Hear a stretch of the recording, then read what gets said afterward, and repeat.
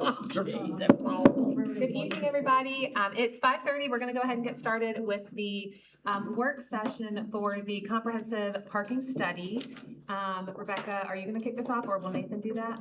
I'll do it. Okay, come on up.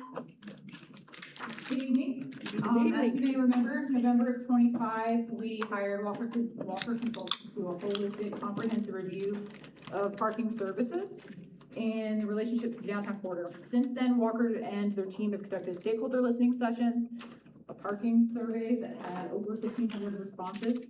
We had plenty of input from visitors, residents, students, a lot of input. Occupancy usage observations and evaluations of our various policies and business practices when it comes to parking. Jim Corbett is here from Walker. He's been our parking project manager for the whole thing, and I will turn it over to him. All right. Good evening, everybody. Good evening, council. Good evening, staff. Jim Corbett, as Rebecca introduced. Happy to be here and have this privilege to stand in front of you and help you through some of the processes and findings and recommendations that we found. Why don't we just jump right into it, because I sense we may have a wealth of discussion as we get through this piece here. Hang on, let's see if I can get it to work. Okay, so briefly, the agenda at hand here. I want to talk a little bit about the project team, the timeline involved in this. As Rebecca said, there were many things that took place from the time that we kicked this off. And I think you all may have approved the study to take place earlier in the year in 2025, but we didn't actually get it kicked off until around that November period, as she said. We'll talk about some of the immediate term recommendations. Use that term, sort of low-hanging fruit. These are kind of things that we can sort of make quick changes in to get sort of a quick bang for the buck, if you will. More of the shorter term, and then, of course, the midterm or longer term sort of recommendations. So there is sort of a hierarchy of recommendations involved in this process. So here's the team. There were two consulting firms involved in this. Walker, we are a national firm with offices in most major metropolitan areas. Our closest office happened to be Charlotte, North Carolina. And so we reached out to Bolton and Mank, who has an office down here in Greenville, South Carolina, to do sort of the local boots on the ground discovery work, if you will. So they were in charge of the corridor study of verifying the parking inventory, capturing the utilization. I think we did 10 different utilization dates and times over multiple days. And so they led that part of the exercise there. So here's that fun project timeline. I realize there's a lot of dots on this and some small sort of text, but we started mobilizing and we kicked off the project about mid-December, and recognizing that a lot of the observations shouldn't really take place when Clemson is not at its peak period of time. We took advantage of doing some stakeholder sessions. We met with the parking enforcement folks to get their sort of the listening part of the session. And then in January, before things picked back up, we met with, actually that does say February though, doesn't it? Yes. In that February period, we picked up and we met with the merchants as well as the various churches in the Clemson downtown area as well too. A couple of good back-to-back sessions. We got a lot of really good direct comments and guidance from those meetings. And then at that point, we started on the corridor review observations. So there was a number of observations that started as early as February 11th, and I think the last one there, if you follow it left to right across the schedule there, was in March, that first weekend in March. In the middle of all that, you'll see we kicked off that online survey. Started about February 16th, and we ran that for about 5 weeks. As Rebecca said, we got about 1,500 individual responses from that. If you remember that survey, it had a lot of multiple choice type preference questions at the beginning. And then at the end of that survey, we had two very open-ended questions for folks to say, really sort of get into the details of things that they might think would be helpful for the city of Clemson parking system. And then we started the delivering of all these pieces. The survey draft result was in April. We did a signage and wayfinding review, and that's where we literally brought somebody in from the outside to look at it as a non-biased person in the market here. And they just took at it as a first-time visitor approach, where they were saying, what signs are telling me to do what, and how easy are the signs communicating information in downtown Clemson. And then we had, again, the final draft production was delivered at about April. We did some staff reviews and modifications to that in May. And I think the copy that you may have in front of you, I think it's dated June 15th, yeah. So again, this is still very much a draft report. We never consider anything final until we've had all input from all parties involved. And obviously this workshop with council is a big part of that. All right, so we'll jump right in here. The first piece that sort of gave us a little bit of heartburn was the fact that your system, as you'll see at the bottom there, has roughly about 511 spaces that you control. And so that's your parking decks, that's your on-street spaces. So you're a very small municipal parking system by comparison to most cities and communities, especially a city that sort of saddles right next to a major university there. But within that mix, there were about 162 designated reserve spaces in the Keith, 110 spaces in the Keith Street parking deck, were 8 to 5 reserved, designated reserved, and then another 20 spaces were 24/7 inside the deck there. In the Fenley Street deck, there were 20 spaces set aside for designated reserve parking. So when you look at those numbers, you back out the 162 total from that 511, it really gives you sort of an operating inventory of 349 spaces. Those are spaces that are technically available for visitors, consumers, retailers, people that come, the locals, the students, everybody that comes and patronizes your downtown. So we're not recommending doing away with the permit parking feature. Our recommendation is to do away with the designated reserve spaces in those decks. Oftentimes, we would see in the survey responses of, you know, I'm in the Key Street deck. There are a number of these spaces that say reserved, but no one's parked in them. Why can't I park in them? And so that was enough to lead us to say, well, let's not do away with the permit program, but let's do away with the designated reserve spaces. So effectively, that's going to give your consumer base a lot more opportunity to have parking inventory in the decks. Obviously, nothing was reserved on the street, but certainly in the decks. No, when you say, if you can just repeat, you say remove the reserved spaces, but not the tag, like the tag option that gives the reserved? Are you gonna go through what your answer to that is? You're correct. Okay. I'll say it. Hopefully I can say it right this time. So you would still be able to purchase the permit. Right. And I think right now the parking services group they're at capacity. They're not issuing any more parking permits at this particular point in time. So you would still have that effect in the industry. Sometimes it's referred to as a hunting license, where I do not have to pay the Park Mobile Phone program or the kiosk to park, because I have that I see. permit. I'm sort of free to go at that point. That But way- it wouldn't give me a designated space to park it in the deck. And I guess the intention with that is that way if that person with the tag that they paid for is not there, somebody else can pay to park in the spot. Absolutely. Got it. That's the goal. And so it's sort of an opportunity to create some goodwill within the community and eliminate some of those frustrating comments that we saw in the survey there.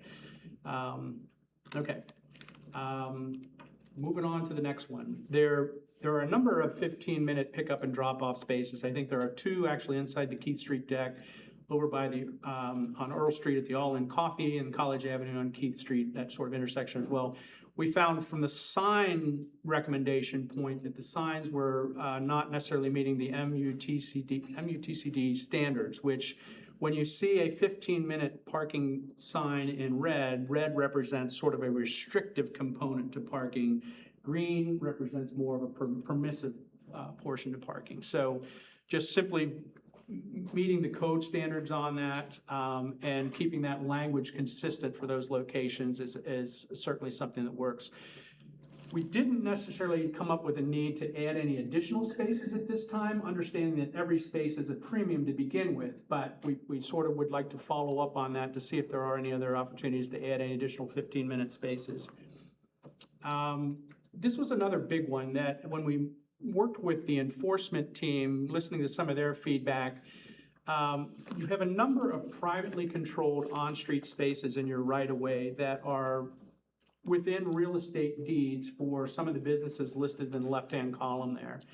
To the consumer, those spaces look like a normal parking space. To us as the consultant looking at it for the first time, it looked like a normal parking space. But as you're probably well aware, in many cases, they are strictly deeded or designated for patrons of those businesses. So if I park in that, I technically don't have to comply with any sort of a payment system or anything like that, but it's reserved for me when I use that business. So we recognize under the current real estate deeds that are in place that you can't necessarily do anything to change that, but we thought, why not color the stripes of those spaces a different color so they stand out and it's not as confusing. Some of the comments that we also were receiving were, somebody may have been parked illegally, perpendicular across those spaces or parallel across those spaces. That person wasn't getting a parking citation because your city parking staff cannot issue parking citations for those spaces.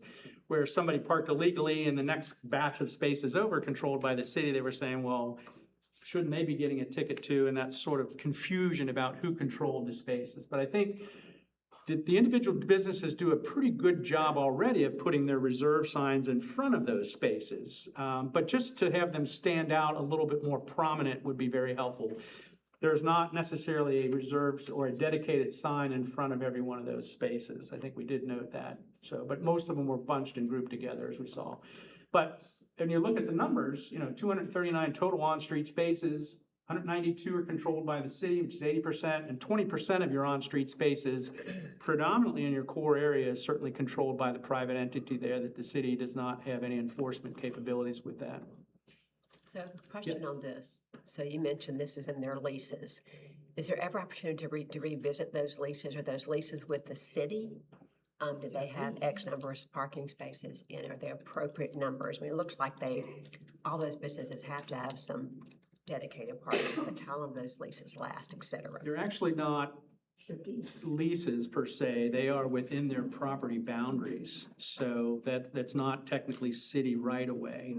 We manage the parking, but do we manage the pavement? We have to manage. So there would have to be some sort of interlocal agreement, sort of deeding that inventory back to the city or some legal arrangement to do that.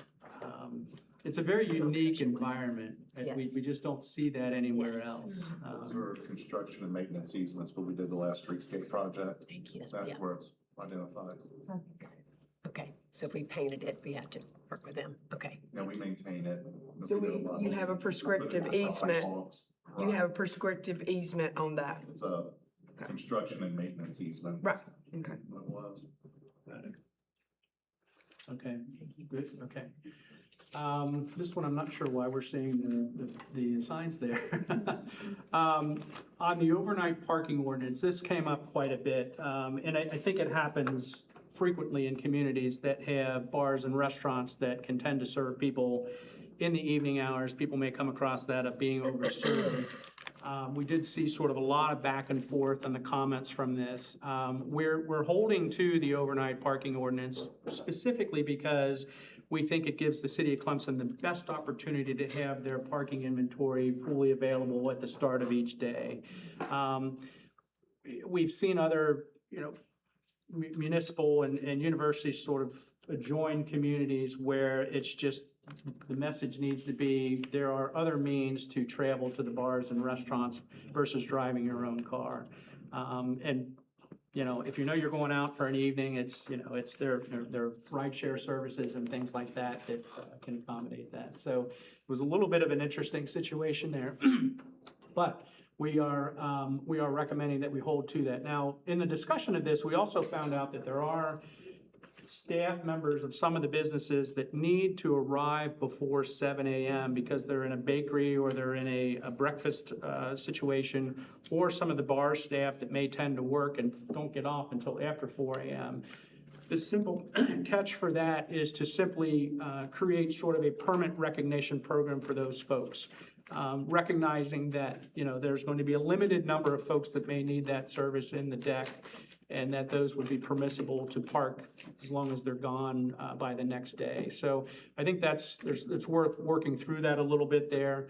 But I think we need to recognize that there are some service employees or employees of businesses that would need to sort of circumvent that ordinance to some degree. But that can easily be handled with a permit program. I think we've lost all of our images here on these. That's okay. The overnight parking, was there anything mentioned about the signage?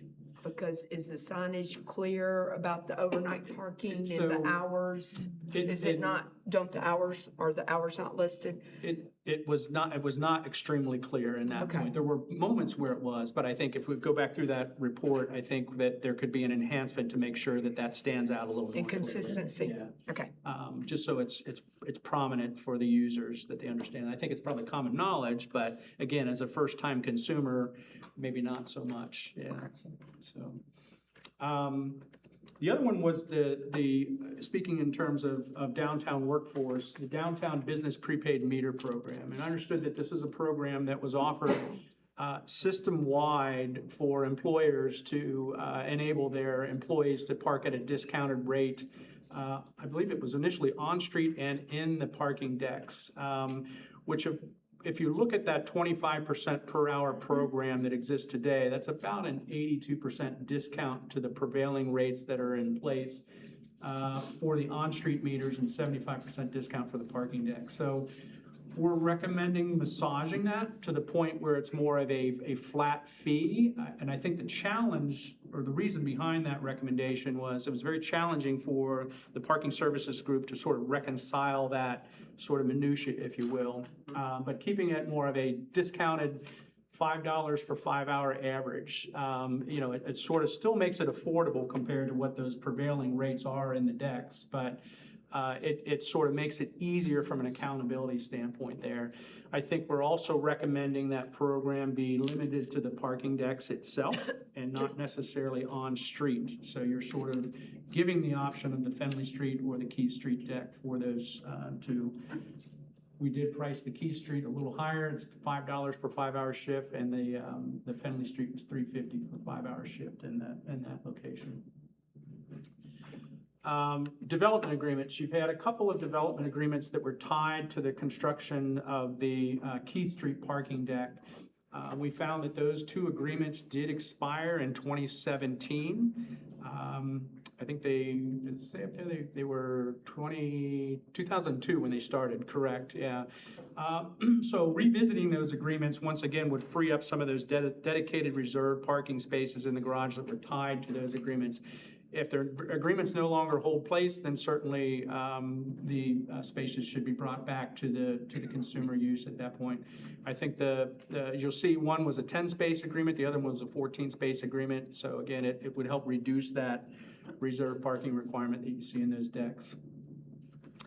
We shift a little bit to the short-term recommendations here. Boy, I wish I had my images there, it might help, but They're pretty. use your imagination, right?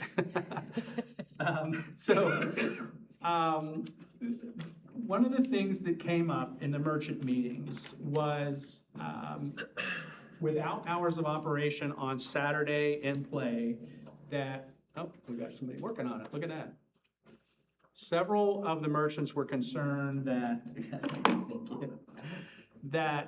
technically I could, as any consumer, I could park in the on-street spaces or in the garage as early, well, after 7 a.m. on Friday night, all the way through Saturday without having any sort of requirements to move my car. A couple of merchants were saying, well, this happens in front of my business, and boy, would it be great to have that sort of turnover occur in front of my business, giving people more access to my business. So you'll notice as you read the report, we do not recommend any rate increases to your pay-to-park program that's in place today, but we do recommend the inclusion of Saturday operations to your system. Now, of course, when you lay something like this on the community, there are ways to sort of ease into it, and you'll see the first triangle with an exclamation point in the middle. There's a second one there that talks about creating 2 hours free in the parking decks on Saturday, the first 2 hours free. So you're sort of giving something back to the community for all of a sudden now saying we're going to charge for parking or actually have operations on Saturday.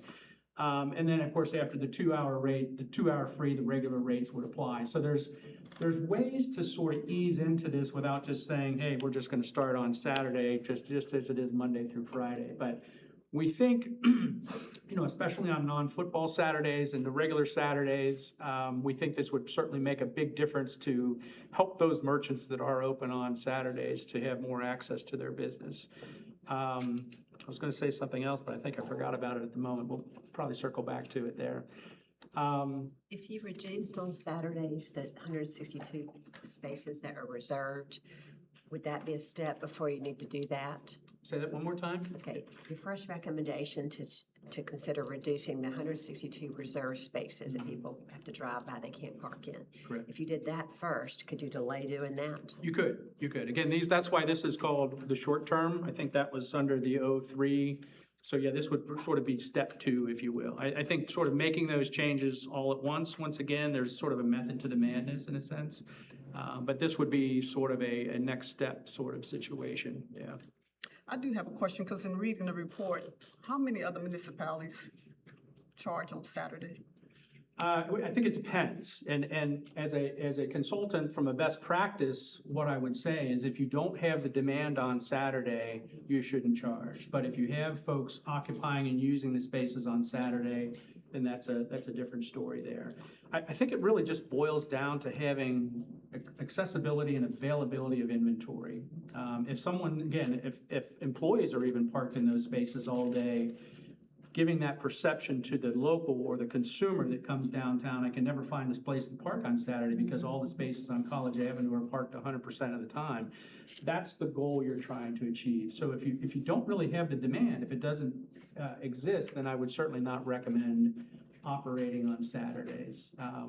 But there are quite a few communities that will do that on Saturday in paid to park environments for that. Because as you'll see in that corridor study, the Saturday observation ended up being the busiest day of all the observations that we But conducted. it wasn't at a particular time that 85% was. It wasn't the whole day. So I think there were a couple of observation times. One was have been mid to late morning and one would have been mid to late afternoon. I think as the afternoon wore on, the demand wasn't there, but it's sort of that early part of the early day, morning yeah. stuff. Now, one of the things you can consider is maybe you don't need to go all the way till 5 o'clock on Saturday.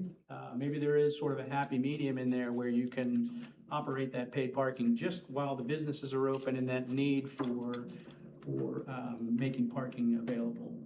Did we find though that those spaces were being abused by visitors that were coming down more so than any one other thing? Wasn't that the reason we kind of? That's what I guess I'm trying to understand, because we didn't, Saturdays was one of the reasons we left Saturday we didn't make that part of the meeting spaces because there wasn't a demand like it was. We were trying to, so visitors, depending on when they come, they would park there for long periods of time.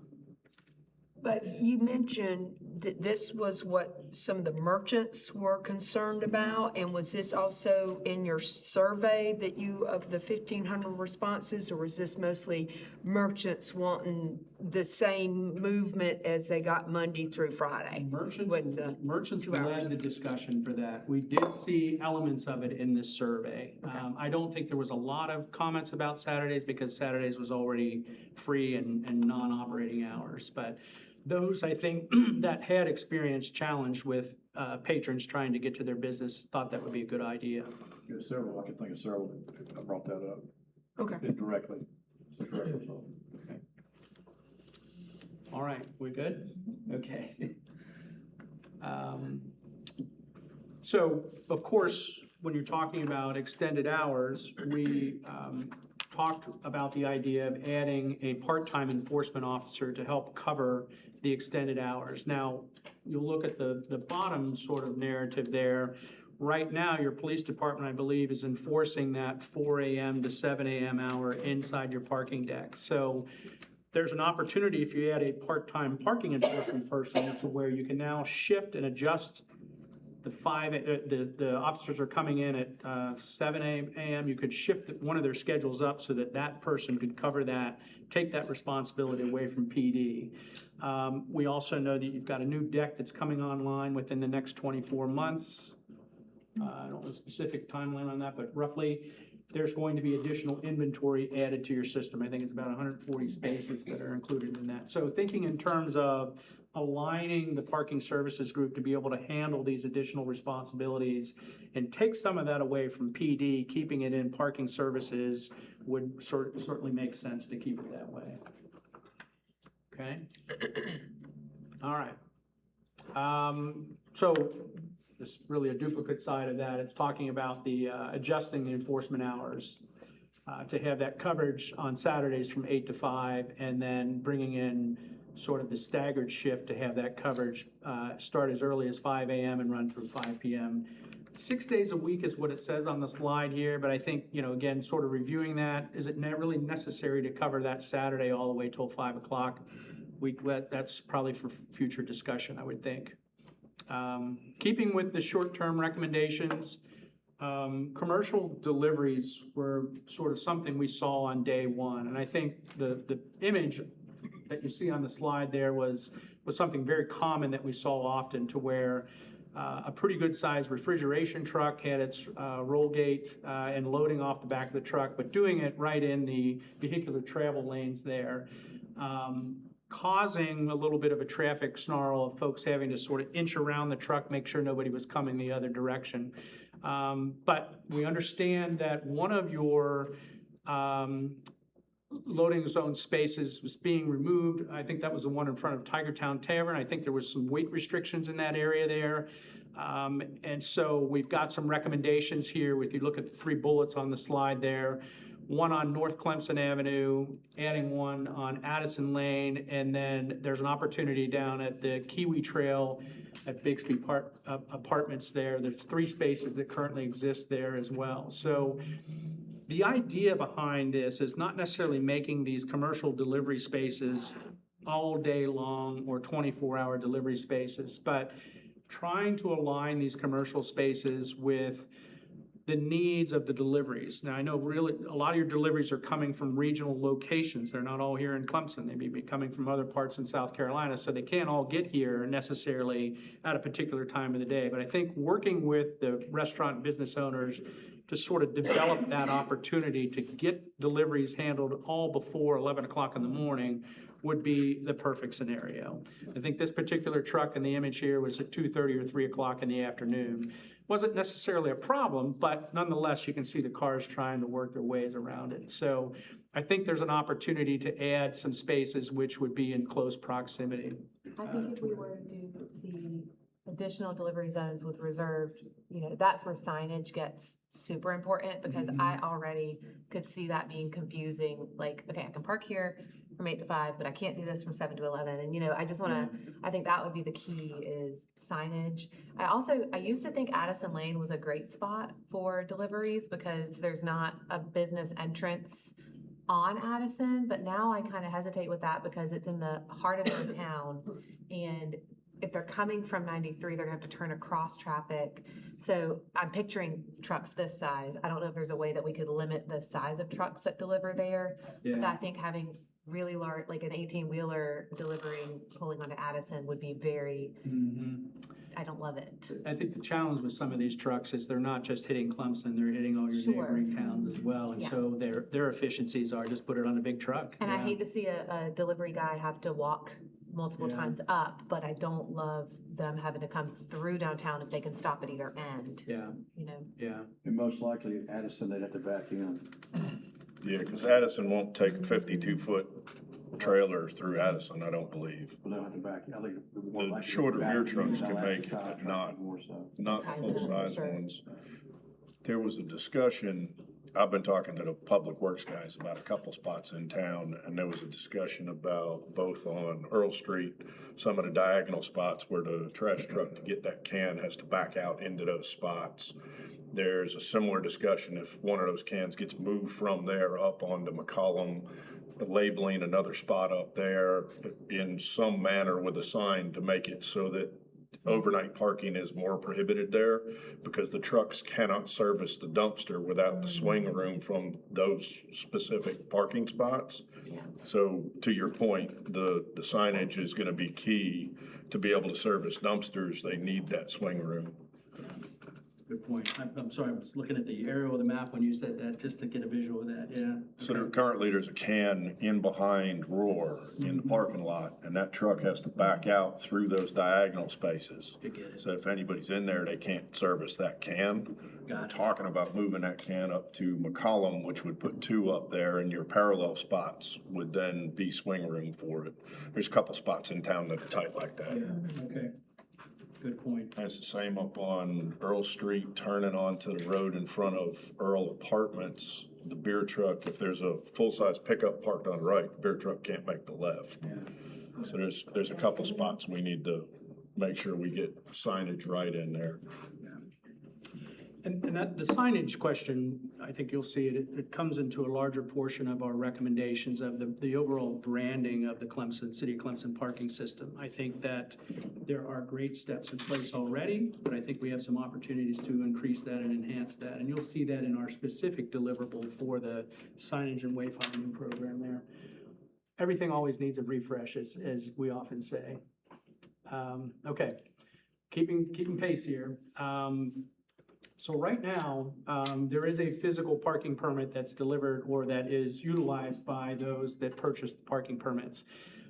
The software platform or the manufacturing equipment that you have that controls the parking system does give you that ability to issue a virtual parking permit. So this isn't something it's going to be, or this is something that's going to reduce costs for the parking services team. They won't have to order that, they won't have to inventory it, they won't have to distribute it. It's all done through a license plate platform, which you're already using your license plate system to park.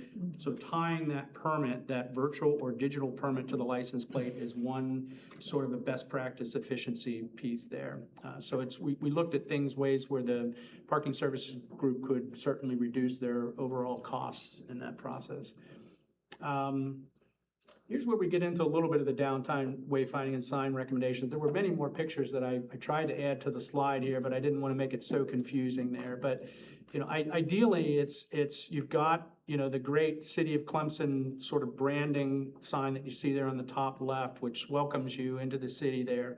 Having that sort of color, that theme, that overall brand sort of incorporated into the system would certainly would go a long way. We found as we work with municipalities, people identify with municipal brands more so because there's an element of safety and security involved in that.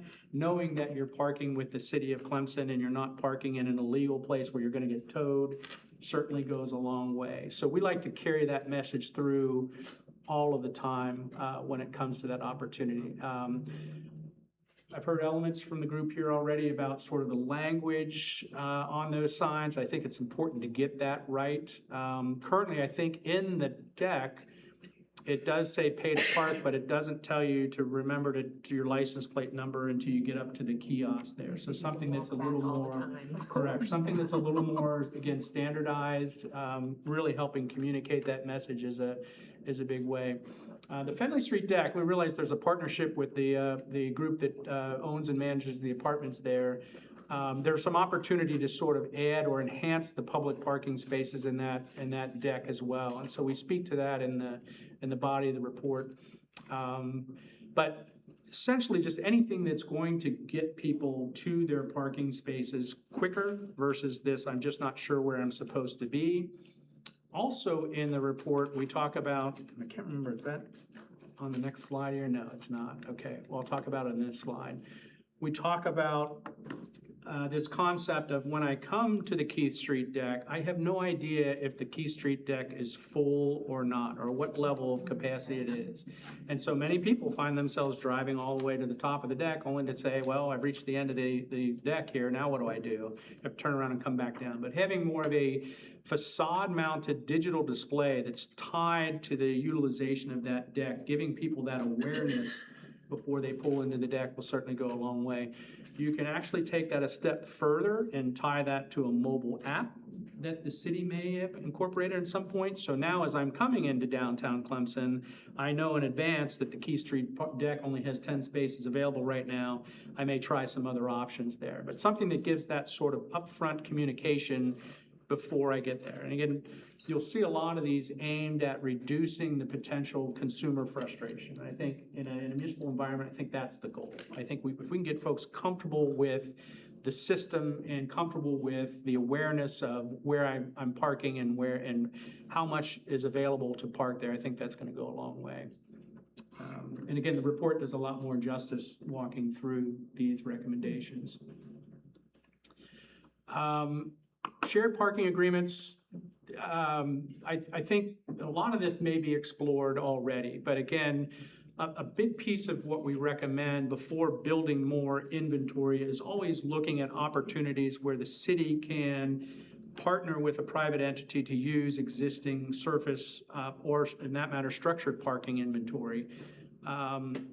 There was many comments brought up with some of the residential buildings that maybe not 100% of that inventory inside of those residential building garages are used all of the time. So could there be an opportunity to create some public parking inventory in these existing residential buildings?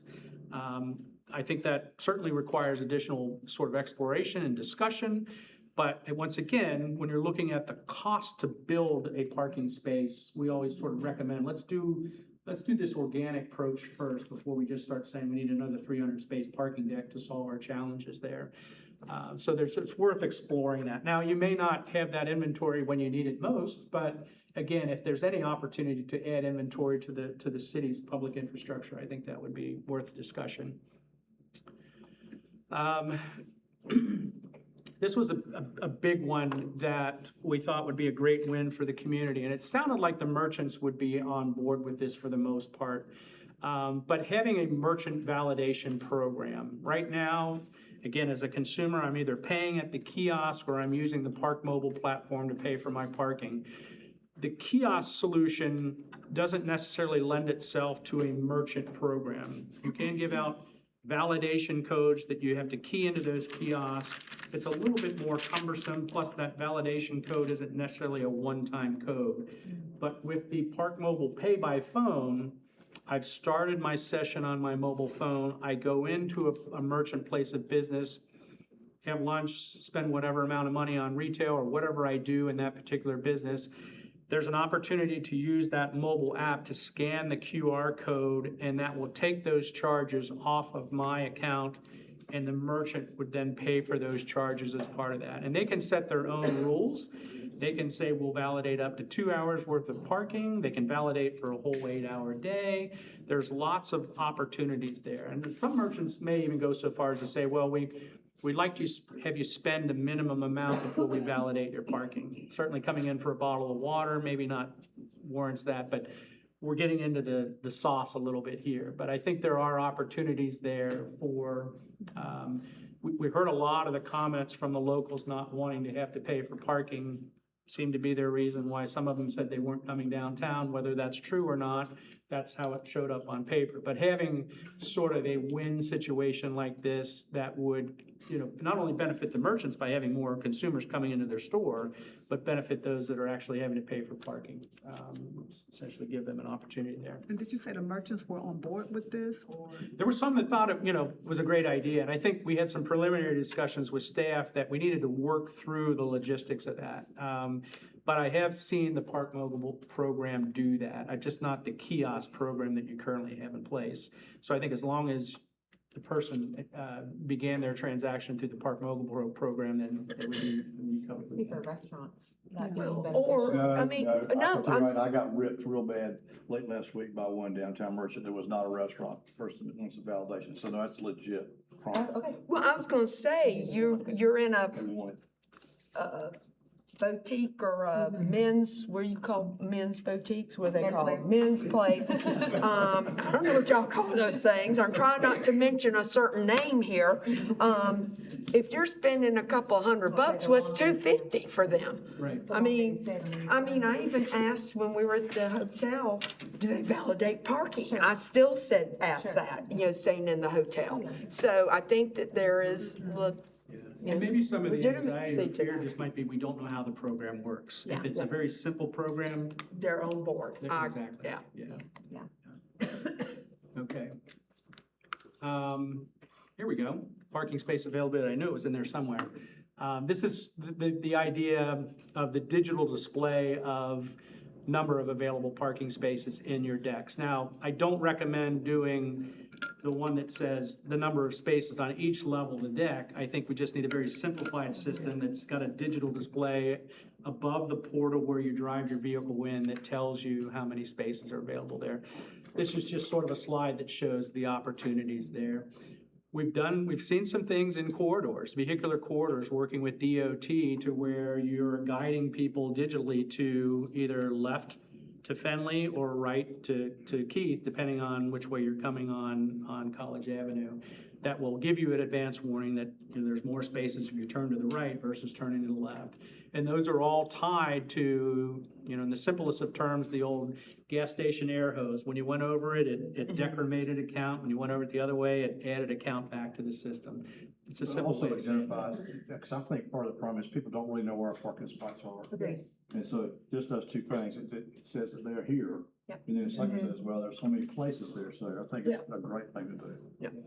A lot of pros and cons of this, but did you pursue, the university just put in place one of these programs where you can go online, you can say there's 3 spots here, there's 3 spots here, and so we can probably inexpensively piggyback on that program? Did you have any conversations about Yeah, that? I've talked with Dan over at the university, and he's obviously very proud of that program, and I think it's resolved many challenges that they've had. I think some of the challenges when you put those sensors in the roadway, that there becomes issues with maintaining them. He's got surface lots, right? So it's easy to put that stuff in surface lots. But and your Keith Street deck is what, 246 spaces? It might be overkill to put the little sensors in each one of those spaces versus the general count of crossing that threshold. But I think as the system expands, I think it should be well to sort of pay attention to how they're managing that piece over there. And that might be a thing that a younger generation likes more because they like to go and say, Yes. there's one spot here, I'm gonna go find it, as opposed to, Exactly. I don't like that. Yeah. Generally, you can get As young. folks to where they need to be, but I think when it gets really finite down to that last space or two, that's where some of the challenges might come in. What I don't want to do is go all the way up to the top and then not have space and have to go all the way back down, like he mentioned earlier. So if there's one spot, I'm gonna find it, type deal, Yeah. if there's one spot left on the board. Okay. Golf cart parking came up. Of course This it was course it interesting, and we see this a lot in the Carolinas, especially as you get over to some more of the coastal communities where you see a lot more golf carts. It's always interesting to see it in more of an urban environment, but I think if there's enough demand for residents or business owners that have golf carts, it might be worthwhile exploring. This is the shot on the left there is the city-controlled inventory there, where I think it's reserved for city vehicles right now. But there could be an opportunity to create sort of designated golf cart parking, where you might be able to fit more golf carts into more of a sort of a limited footprint versus now. I think that, you see the picture on the right there, it shows 2 golf carts occupying 1 space. Not that it's a problem, but it certainly, it takes that space away from a regular automobile. And I think if you create areas for sort of a more condensed or smaller vehicle, it might make sense there. So something we just like to point out. And again, I think that the threshold's going to be how much of a demand really exists out there for the golf cart parking. Are we just answering a small handful of designees, or is it truly a need to have that take place? And so I think this was the last slide here. This is the sort of the architectural engineering drawing of what the parking spaces are going to be with your new College Avenue development there. It's going to take your current count system from 511 up to 655. So it's a big step for you. It's going to add 144 spaces to your system. And granted, those spaces are all going to be on the lower level of the development. All your residents and others are going to be on the upper floor. So it's going to be very convenient for folks to park on the first floor too and have access to walking back out onto College Avenue to patronize the businesses there. So I like to end things generally on a high note, as we have things to aspire towards. But the good news is it's coming, and it's going to be a big benefit to your system as it stands today. Again, I certainly recommend reading the reports. I know sometimes it can be a little lengthy. We try to keep them more condensed and to the point these days. But there's a lot of useful information in there that can help detail a lot of what we've talked about here today. And remember, it's just in a draft format at this point. The goal is we want to get complete buy-in and consent from others before, I guess, staff would ask council to adopt the recommendations, which I think might be a next step. So we can turn it over to any questions, I guess, at this point from the group. So you brought up golf carts, and I think that's interesting, the idea of incentivizing the parking deck by making the parking deck cheaper than on-street to drive anybody who's towards the parking deck, who's gonna be there longer or is gonna be more conscious about the money they're spending. Be like, golf carts are free on Addison Lane, but they pay parking to stay in other spots or something to encourage that behavior. You certainly could do that, Something absolutely. along those lines. Again, I think it just all goes back to how much of a demand you have. Are we talking about 12 golf carts? Are we talking about 50 or They're down there all the time. whatever that number is? I mean, there's not a lot of motorcycles down there, there's a bunch of mopeds, but Sure. there's an encouragement because the motorcycle and moped parking's free. So we park there whenever we can. Sure. Yeah. Yeah, I think within your existing infrastructure, the paid to park spaces, you would have to pay, but you could incentivize them otherwise. Yeah, that's a good point. I think an encouraging conclusion here, and correct me if I'm wrong, there's only a one window on Saturday afternoons that we're hitting 85% threshold, and that's before we add 144 spaces. So we don't have a parking crisis downtown, which is a great thing. I mean, it's good to know that, you know, with data that you've presented. We're doing pretty well as far as capacity. Some may say it's never really a parking crisis, but it's the walking crisis. And I think we often hear that said, where if you look at your Well, inventory, you can- you've got wealth of inventory. You can find a space. Yeah. You just don't, people just don't want to walk. I don't mind walking, so. The bigger issue is if they cannot park directly in front of the merchant, then they like will stop. Yeah. So they use that as a reason, well, I'm not going downtown anymore because I can't find a place. But as someone very, very smart said to me today is, what about the people that go to the big Walmart in Central have to park way out to walk in to get milk? Well, are they walking any further or further than they would if they parked somewhere else in Clemson? Absolutely not. They just don't think of it in those terms, so. I think if I had to sort of summarize everything, I think your biggest bang for the buck, we all really adapt and focus on branding. And I think if there was an opportunity to take the City of Clemson parking system and really work on that brand, really make it a consistent look on, not just on your signs on the facades of the parking decks, but your signs on the street, make it a really cohesive look there. I think that's, folks are going to respect the system, not saying they don't respect it today, but I think if we were all to go somewhere together and we went into an environment that was very well branded, we would have that feeling of this place must really know what it's doing. You know, whereas if we go to a place that's run down or a little dilapidated, we might think, well, what's really going on here? But I think that's your biggest image, certainly is the biggest issue there. So any opportunity for that, I think would be money well spent on your system. So. Any other feedback or questions? I was gonna say the report was very good. Yes, it Very was. concise and, yeah, it was very concise and Yeah, readable and everything. Thank you. good, good, I quite enjoyed that. I think Yeah. there's a lot of good ideas in there. good, yeah. Well, thank you very much for all the work you've Yeah. done, and thanks Thank you. staff too, appreciate it. With that, I think, unless there's any further comments, somebody can make a motion to adjourn the work session. So moved. Second. All right, all in favor, raise your right hand. Okay, we will adjourn this work session and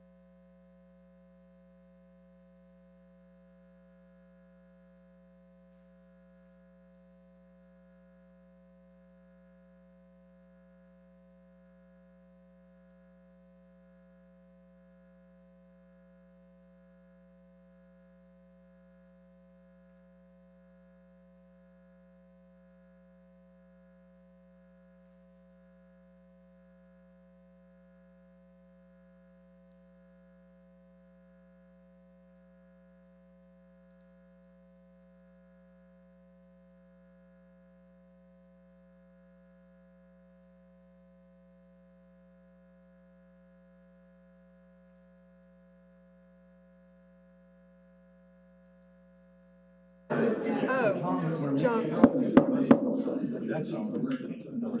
Good evening, everybody. Welcome to this city council meeting tonight on July 20th. Mayor Halfaker is traveling, so they have entrusted me to run the meeting. I appreciate it, you guys. To get started, we will start with the invocation and pledge of allegiance. You are welcome to join me in prayer. Dear Heavenly Father, as we conduct the business of the city today, we ask that you guide our minds and our actions. Bless our community, our public servants, our protectors, and our first responders, and all those who continue to work for the betterment of the city. We pray that you also bring comfort and healing to all who are mourning, especially the family and friends of Senator Graham. In your name we pray, amen. Amen. I Pledge allegiance to the flag of the United States of America and to the republic for which it stands, one nation, under God, indivisible, with liberty and justice for all. Thank you very much. Mayor Halfaker will say thank you very much and sit down at the same time. Next, we will go into the public session. This time is for council to hear from the public about anything that's not already on the agenda. Reminder that we will offer time to speak if the item we want to talk about is on the agenda so that it's top of mind as we approach that subject. And before we get going, I would like to remind everybody that there are ADA listening devices if you're having a hard time hearing me or a speaker over here by Jeremiah and Allie. That being said, Jeremiah, did anybody sign up ahead of time? No. Okay, then the floor is open to the public for any public comments.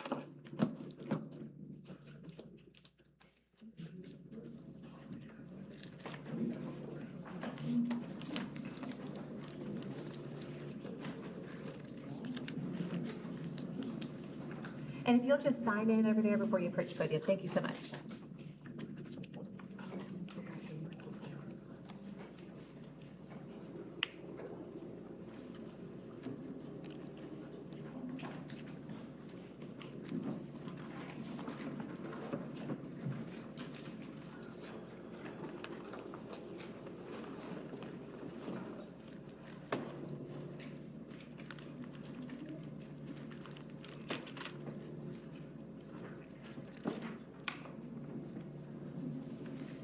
Hello.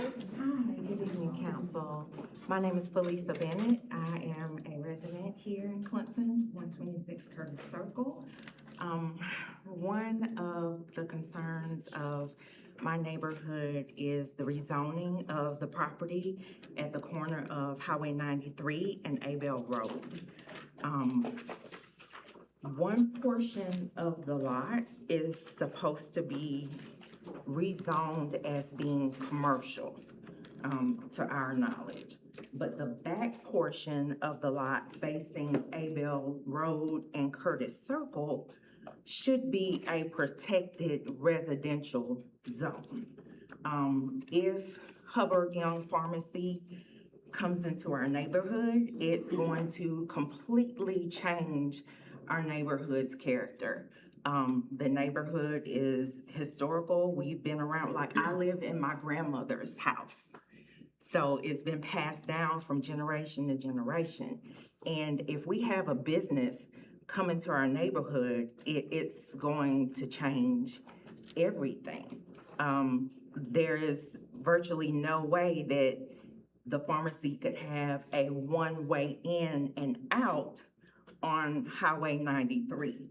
So they'd have to have an entrance or exit on either Abel Road or Curtis Circle, or maybe even both. And the amount of traffic that would come into our neighborhood would just be entirely too much.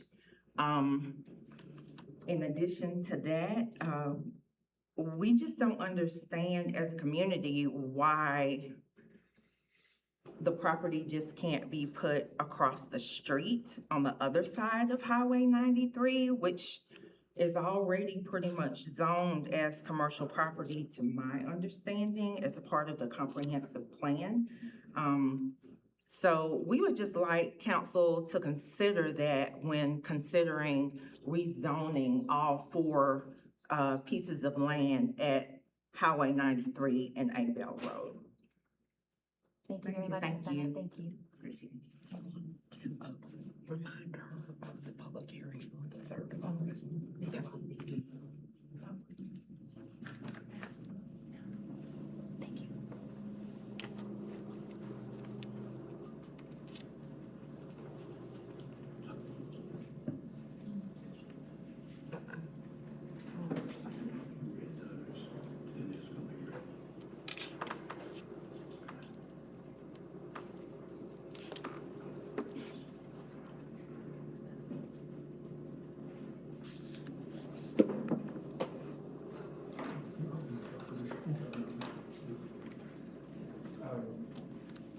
I've got a couple things here. One, we probably need an extension for. It's about an ADA non-compliance, but my name is Robert Lee. I live at 113 Presley Drive in Clemson. The City of Art Center, this is my own work, but I'm reading it to try to get this in 3 minutes. The City of Clemson Art Center publicly displays a policy on its website requiring that, quote, our staff and volunteers will ensure that everyone's chosen pronoun and names are respected within our space, unquote. The policy is presented as an image file that is concealed from screen readers, making it ADA non-compliant. No record of approval by the City Council or other authority has been identified.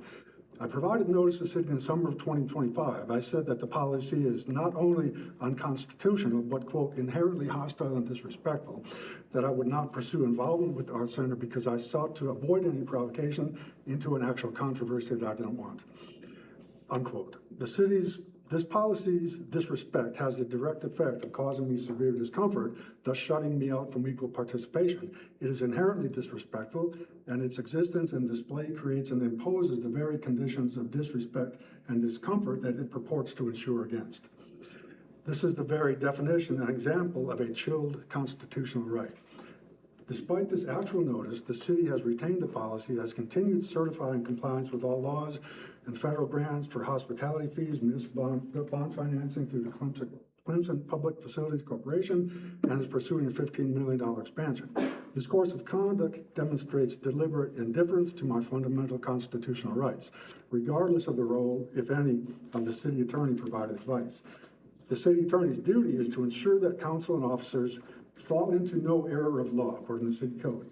The continuation and expansion of this policy after notice therefore implicates both the city attorney's responsibilities and the liability of the council and staff who proceeded despite that duty. These policy actions constitute viewpoint discrimination, compelled speech, and sex discrimination. Because under Bostock versus Clayton County, it is impossible to discriminate against a person for being transgender or to compel speech based on that without discriminating on the basis of sex. The city's policy does precisely this. It compels affirmation of pronouns that are inherently sex-dependent and chills or penalizes refusal to affirm them. This sex-based differential treatment violates the 14th Amendment's Equal Protection Clause. Simultaneously, the policy directly burdens the First Amendment protections by compelling ideological speech and conditioning access to public facility and public services on acceptance of cities or city agents' arbitrary viewpoint on sex and gender. The proposed $15 million expansion would entrench and amplify this unconstitutional barrier to a publicly funded facility. A plaintiff can therefore assert strong claims under 42 U.S. Code 1983 and possible injunctive relief. Because this case involves basic constitutional rights, the city's retention and expansion of the policy after actual notice. May I have an extension for about 30 seconds? Somebody would have to make a motion. So moved. Just take a breath.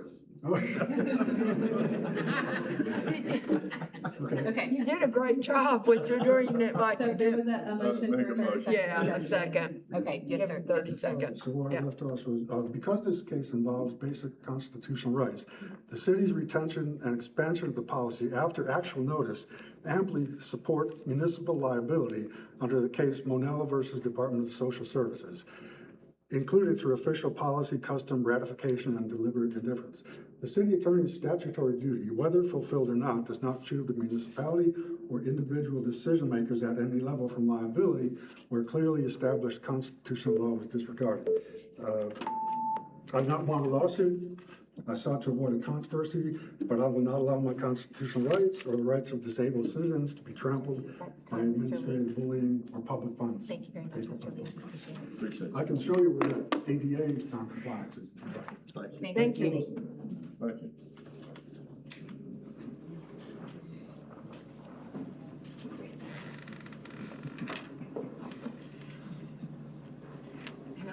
understood it. That's just. Are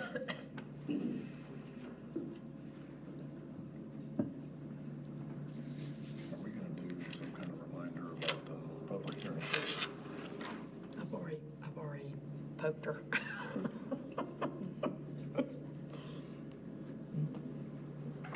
She's like, yeah. Good evening. Hello. Good evening. I'm the pastor of Abel Baptist Church, and I'm here concerning the rezoning of Highway 93 and Abel Road. I stand before you tonight because I have a heart and a compassion for Abel community. It is a place where families have raised generations, where churches have served faithfully, and where neighbors continue to care for one another. My comments come from a place of compassion and sincere desire to see our community thrive. I want to be clear that I'm not opposed to growth or new businesses. I welcome investment that genuinely benefits our community. My concern is whether a high-end pharmacy is the right investment for this location. Within the walking distance of proposed site, there are already several pharmacies serving this area. Adding another pharmacy does not appear to meet an unmet need for the residents of Abel. Instead, I believe we should encourage development that addresses needs that are currently lacking and improves the daily lives of the people who call this community home. I am also deeply concerned about the impact this development could have on traffic, public safety. Abel Road is already becoming a destination with the recent improvements to our park and community center. Every day, children, teenagers, families, and seniors use these facilities. They walk, ride, bicycles across the streets, and gather for recreation and community activities. And introducing another high-traffic business at this location could significantly increase vehicle congestion, making an already busy area even more challenging. My greatest concern is for the safety of our children and youth. They should be able to enjoy the park and community center without facing unsincere risks from increased traffic. As we continue investing in spaces designed to bring families together, we must also ensure those spaces remain safe and accessible.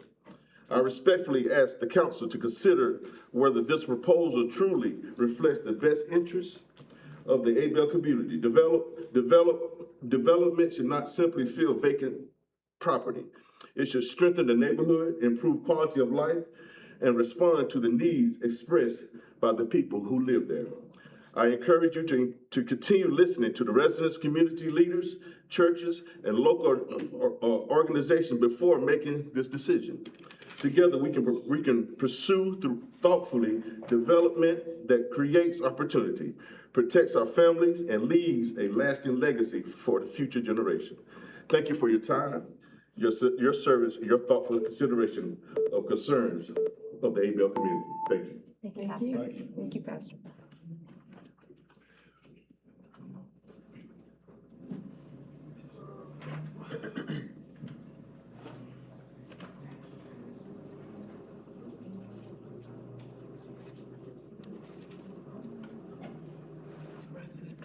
While we wait for anybody else who wants to speak, we did get comments submitted via the My Civic app. These were provided to council in writing ahead of time as well, but I will read them now.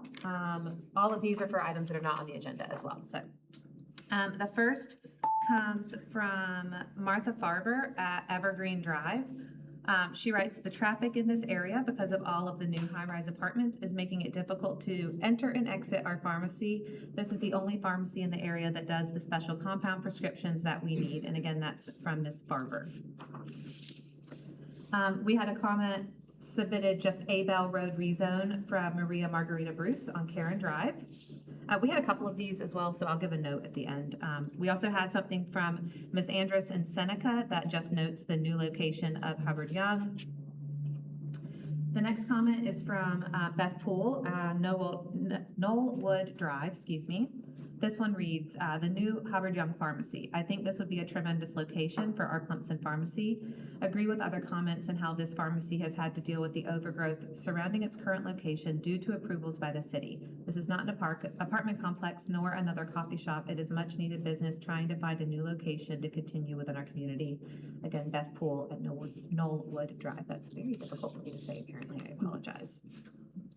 The next comment comes from Nancy Cook on Issaquena Trail. She writes, rezoning at Abel Road and Highway 93. We support this rezoning 100%. The next comment comes from Sandra Woodward on Hill Pine Court, and it's just a comment that says Hubbard Young Pharmacy proposed for this parcel. The next one comes from Lauren Hamrick of Liberty Highway. It says, I am in support of rezoning in order to allow Hubbard Young Pharmacy to open a location that will serve my community. The next comment comes from Candy Forrester Smith, Somerset Lane and Central, that reads, moving Hubbard Young to a new location would be a wonderful asset to our family and, in our opinion, the residents overall. Next comment, again, just reads, Abel Road rezone from Nikki Harvey on Sykes Avenue. I'm sorry? They didn't write it? No, a lot of these, I'm reading exactly what's written, just so everybody knows, so I'm not skipping anything. Yeah, some of them just put the subject line and didn't expand. Okay, okay. I might have misread that from Ms. Harvey, I apologize. Nikki Harvey did write a message, let me correct the record, sorry. She writes, support the rezoning of the property at Highway 93 and Abel Road to allow commercial rather than residential. Hubbard Young Pharmacy, a business of many years on College Street, would expand its services to better serve the community at this location. Downtown construction and expansions of large residential buildings has left longtime loyal customers with considerable difficulty accessing the current location. The property in question is zoned residential, but is in a predominantly commercial area. That's Ms. Harvey. So I apologize for messing up that first read.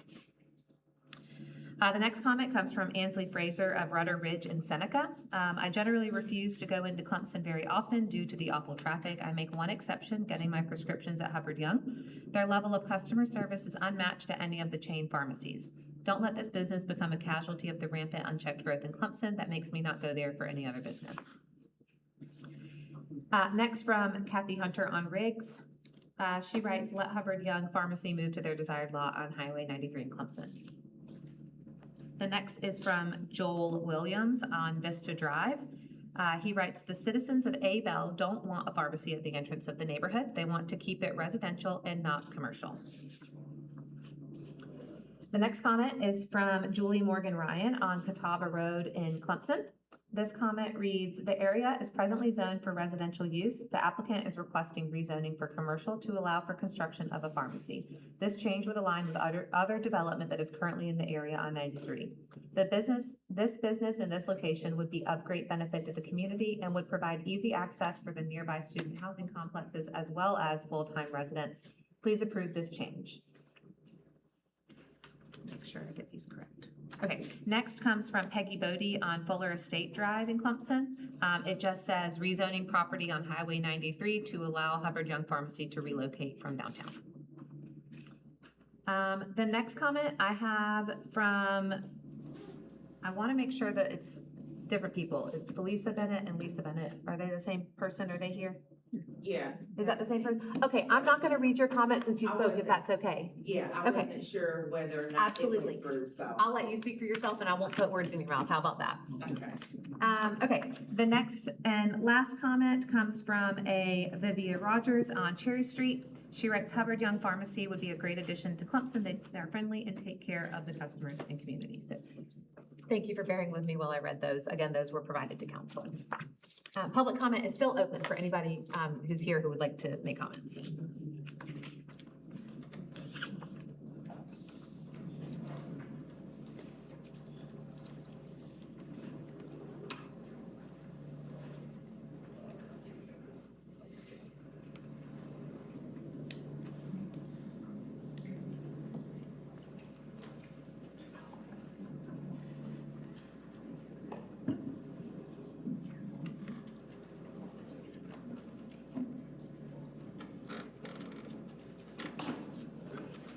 Good evening. Hey. Hey, Miss I'm Linda Davis. I am the pastor at New Hope Baptist Church in Clemson, South Carolina. I own property on 502 Goldman Street in Clemson. I grew up here in Clemson. And I work at Clemson University in IPTAC. I'm speaking on behalf of the proposed rezoning for Highway 93 and Abel Road. Those letters that you just read, those that are in favor, I'm sure are not residents of the Abel community. And it's easy to speak in favor of something that's not gonna affect your neighborhood. But we have the minority community here who is saying that we do not want that for the reasons that were stated by Pastor Brockman and Lisa Bennett already. Also, in talking with the owner of Hubbard, he made a comment that that lot has been vacant for X amount of years and nothing has been done. But there never was a for sale sign posted either. So I don't know if he knows the previous owner and they spoke to each other, but they did not speak to the community. And lastly, we asked him about, because right now, how he has it right now, you have other businesses in the drugstore. We said, what other businesses do you plan on bringing in if it is rezoned for you to do that? He couldn't give us a definite answer. It could be a business that's not favorable to the community. It could be a liquor store. We definitely don't need a liquor store. There's so many unknowns, and he can't give definite answers. And so if he can't give those definite answers and later on he move a business in that's not favorable to the community, that's not gonna be good. So I ask you all to please listen to what the residents of Abel is saying, not what the outsiders are saying, because I'm sure they don't want to put in their neighborhood. Thank you. Amen.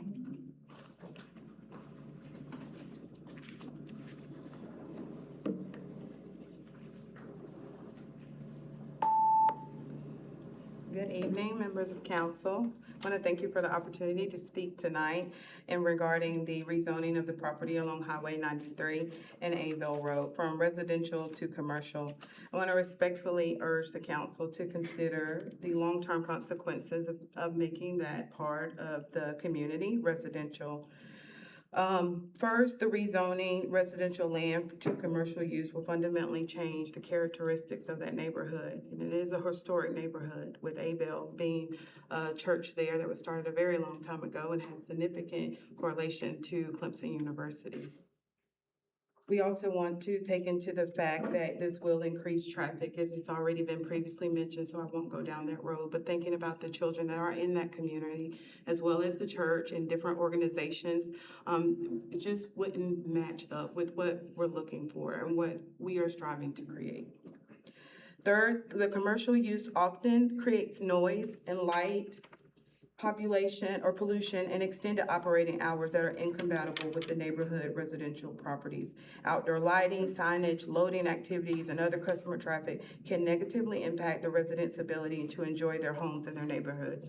On both sides of this property are homes.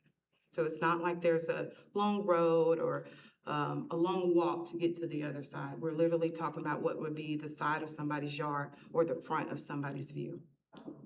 The environmental impact should also be considered. Increased paving and development can contribute to storm runoff, loss of green space, and impact on additional factors throughout the neighborhood. And finally, once residential land is converted to commercial use, it's extremely difficult to reverse that decision. So the council's choice will shape our community for decades to come. Therefore, it is essential that growth occurs in appropriate locations that do not compromise residential neighborhoods.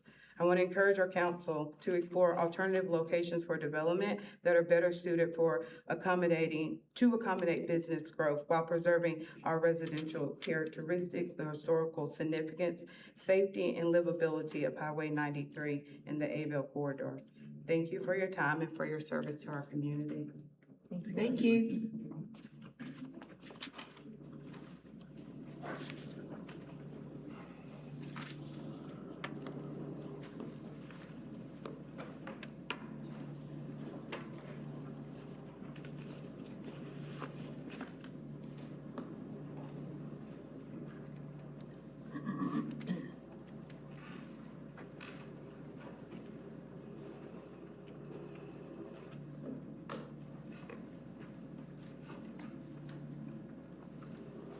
Good afternoon. I'm Jackie Young, and I just wanted y'all to know, right where the pharmacy's supposed to go is right next to my grandmother's house. And as Lisa said, it's a generation. My grandmama had passed, my mother had passed, I'm the third, and the girl just spoke, it's the fourth. I beg y'all not to let it happen. Thank you.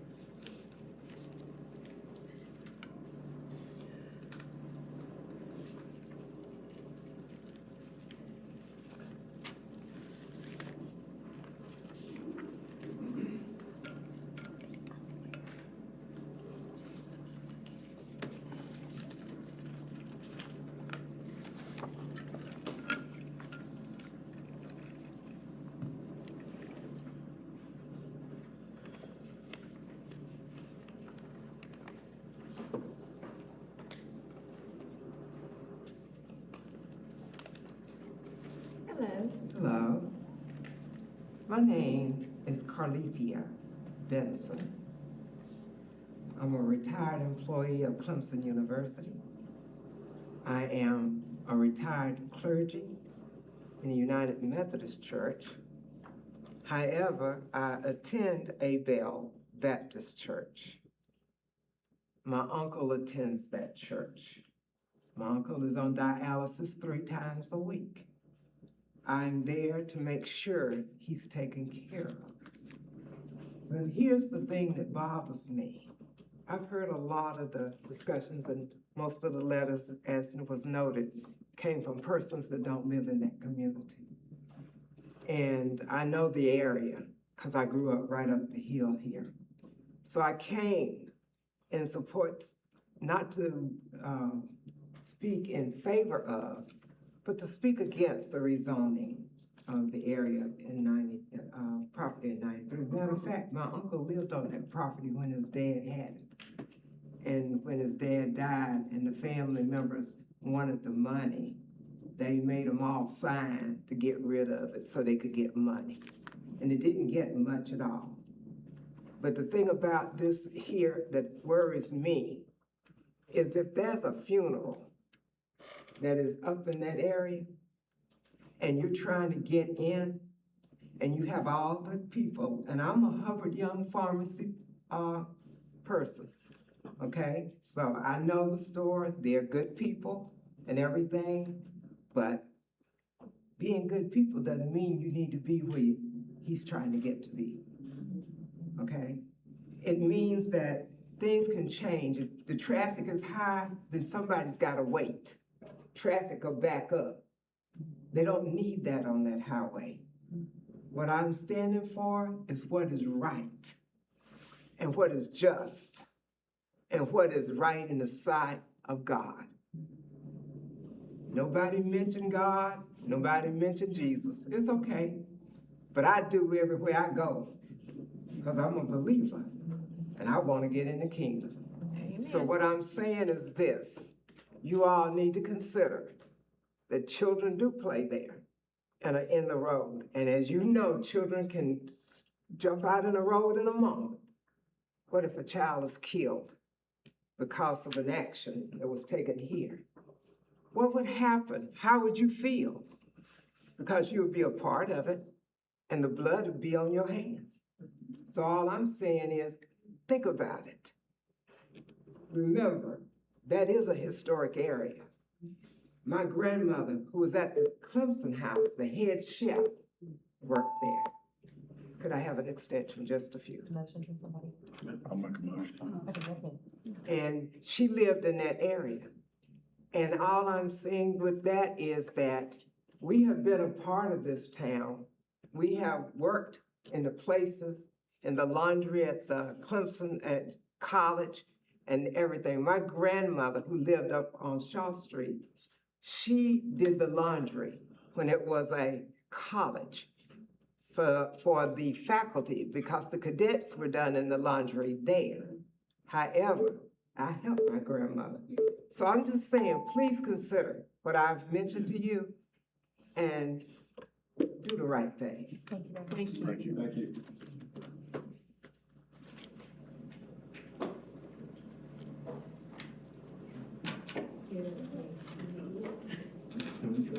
Keep coming. Take your time, take your time. Hold on. Hold on, Nathan. You're calling.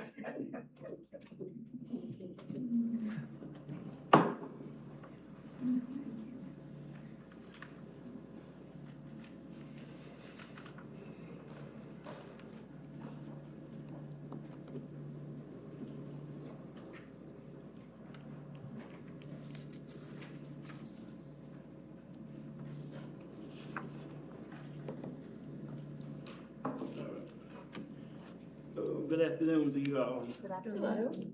And I got Steph sitting down there waiting. My name is Henry Young. I live at 137 Crockett Road. I do know some of y'all that's on city council. And I'm the chairman deacon at Abel Baptist Church. I've been there all my life. I'm just turned 67 years old the other week. So I'm asking that y'all just remodel Abel Road. And he is talking about coming in there, turning off to Abel Road, to make a road to his pharmacy.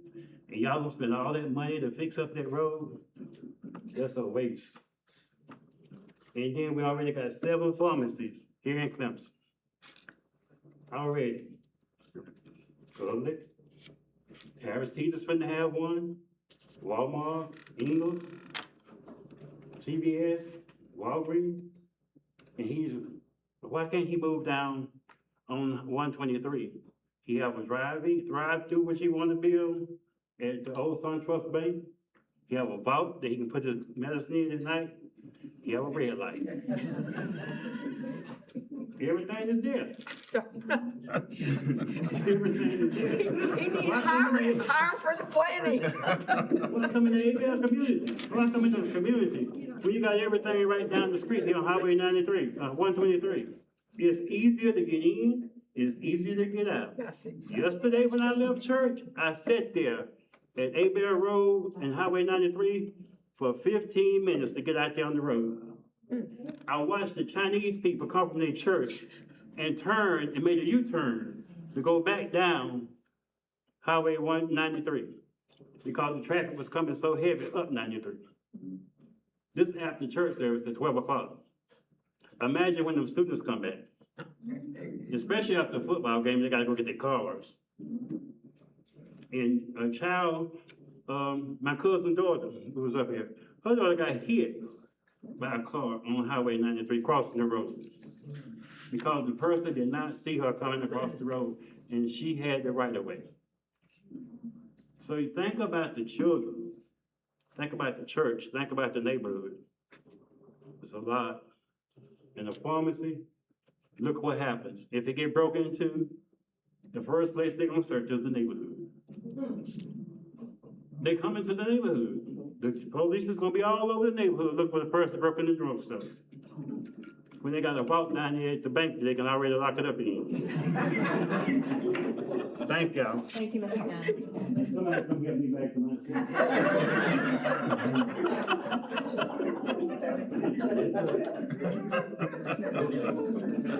Like Flip the ball.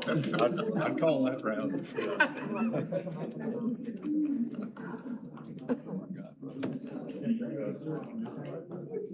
You're looking mighty nice, Rosa. She's beautiful tonight. Make sure you sign in after you speak, okay, Ms. Rosa? You can wait till after, you can wait till after. Anyway. Good afternoon. Good afternoon. And I'm just here in support, y'all, I can't see, I had surgery. Truly, both eyes. I'm here to being in support of Abel community. And I just want to briefly, and I can come back again and state this. We did meet with Mr. Tenson, but he was not direct. He was shifty. And shifty, really, I don't want to say that word, but, in all that he was saying. So all I just want to say to him, to you all, is that we said if the Herbert and Young did come, why we couldn't have the back two lots as residential? Because he kept asking at that time, what could he do for the community? And he asked repeatedly over and over. So I kind of stopped him.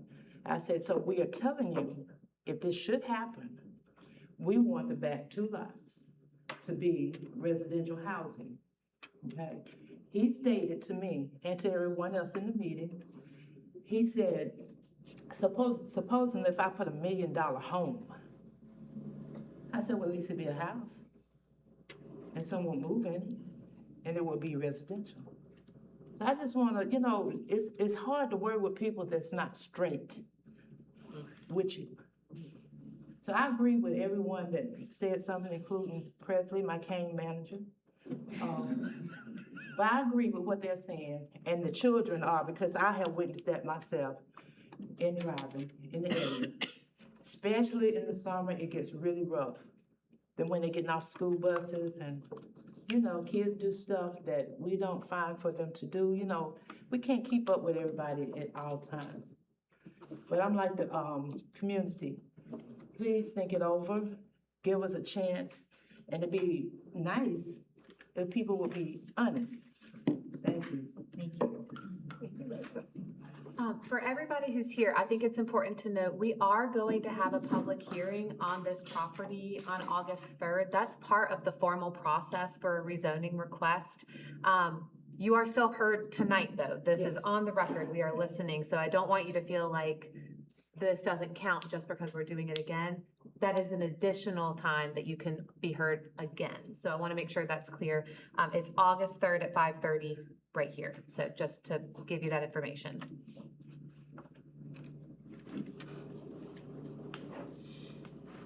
Are there any additional public comments?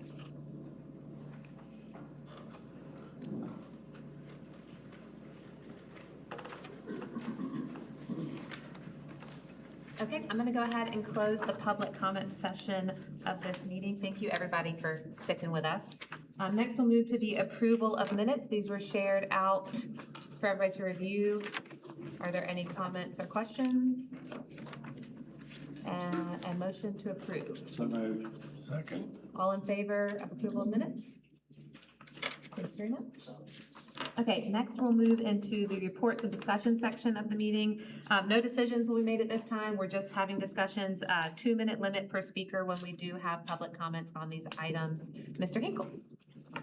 Afternoon, everyone's doing well. The Holiday East neighborhood has requested a 25-foot extension to a neighborhood fence that's being installed by one of the new construction homes.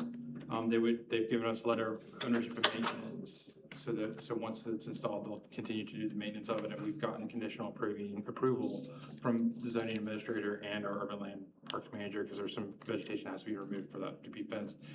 It's within the right of way of Holiday East, and so that's the reason we're here for approvals, but I'm here for any questions.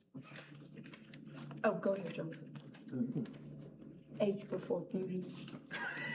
Okay, so right now, this is obviously a barrier there between where they are and where the big boys, whatever it was. It's between, not the big boys, but the Ruby Tuesdays, back of Ruby Tuesdays. Okay, so it's on down. Yes, so the very, very end of it. Okay, so right now, is there a fence there, or it's all that foliage? There's some like vegetation that drops its leaves and things like that during the winter, so it doesn't provide the buffer. So this won't be a continuation of a fence, this will just be a fence? So the neighbor who's building the home right now will continue, is going to install a fence, and they're just gonna continue it another 25 foot from that property line. And that was just quick first. I have a concern. My concern is the lady Jane Brown that signed this just on 6/4 is now deceased. Correct. So So you're tying it to a person that, Sure, so and it says in here, there is no HOA. Mm-hmm. So is it a good idea to tie it to a person that one of the signatures people has already now deceased? Or should we tie it to, is there a way we could tie it to the property? I don't know, I'm asking. I'm not sure of that. I don't think that we've had, because it wouldn't be on any one parcel. It wouldn't be like on the parcel that we'd be discussing with, it'd be within the right of way. So I think it's more of like an honor thing for this one, just because there's not a formal way of doing, there's no formal HOA that exists within the.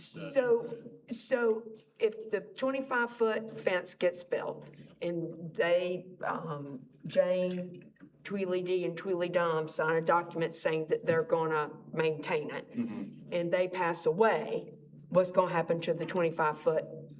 So I think we'd reach out to the current property owners. And if they say no? If they said no, that it'd be demoed. Demolished? Demolished. Okay. So again, based on your drawing, so the fence in question would be behind the current animal hospital? Behind the Ruby Tuesdays. That's not what It's more it's the plaza that has the Asian restaurant in it. The Tokyo. The Tokyo. Oh, yeah. It's not it's the other That's not what the, That vegetative barrier's in pretty bad shape. yeah, these are, yes, the pictures of the vegetation. Okay. So, okay. I know that that's what HOAs are for. I just have a concern of, I mean, that's not gonna be a cheap thing for them to do, and then, okay, I've said my piece.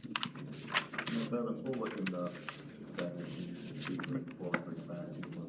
Was there a discussion of like shrubbery or evergreen trees before we got to the fence? I believe they've tried several times. And they just haven't and nothing rooted. is. Okay. Nothing is sticking, okay. Okay.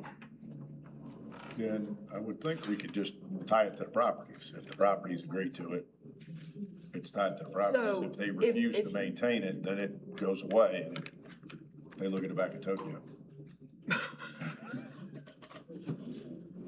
We can talk.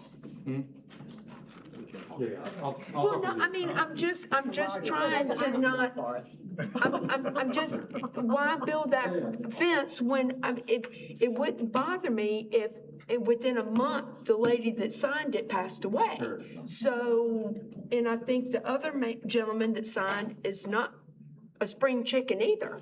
So I'm just saying that, somehow if we can tie it to property and say, hey, this is gonna be yours to take care of, and they might be thrilled to do it. Because it does. Work on that for us. He's got it. Okay. Okay. I'm done. Any other comments or questions on this one? Are there any comments from the public on this one? Okay, great. Thank you, Nathan. Thank you all. Y'all have a good evening. Thank you, Nathan.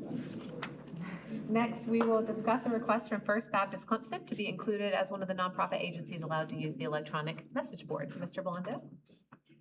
The policy right now is that council has to approve any nonprofit that advertises an event or qualifying program on the message board. So they made a request to have an event that doesn't meet all the qualifications advertised up there.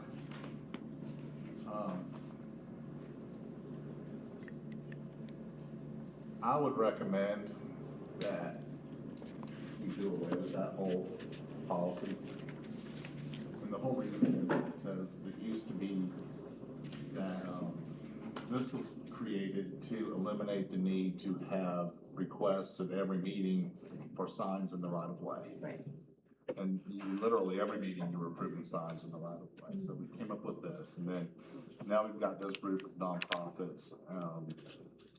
But the list is getting rather long, and we have a lot of city business that we need to have out there, meeting notices, things like that.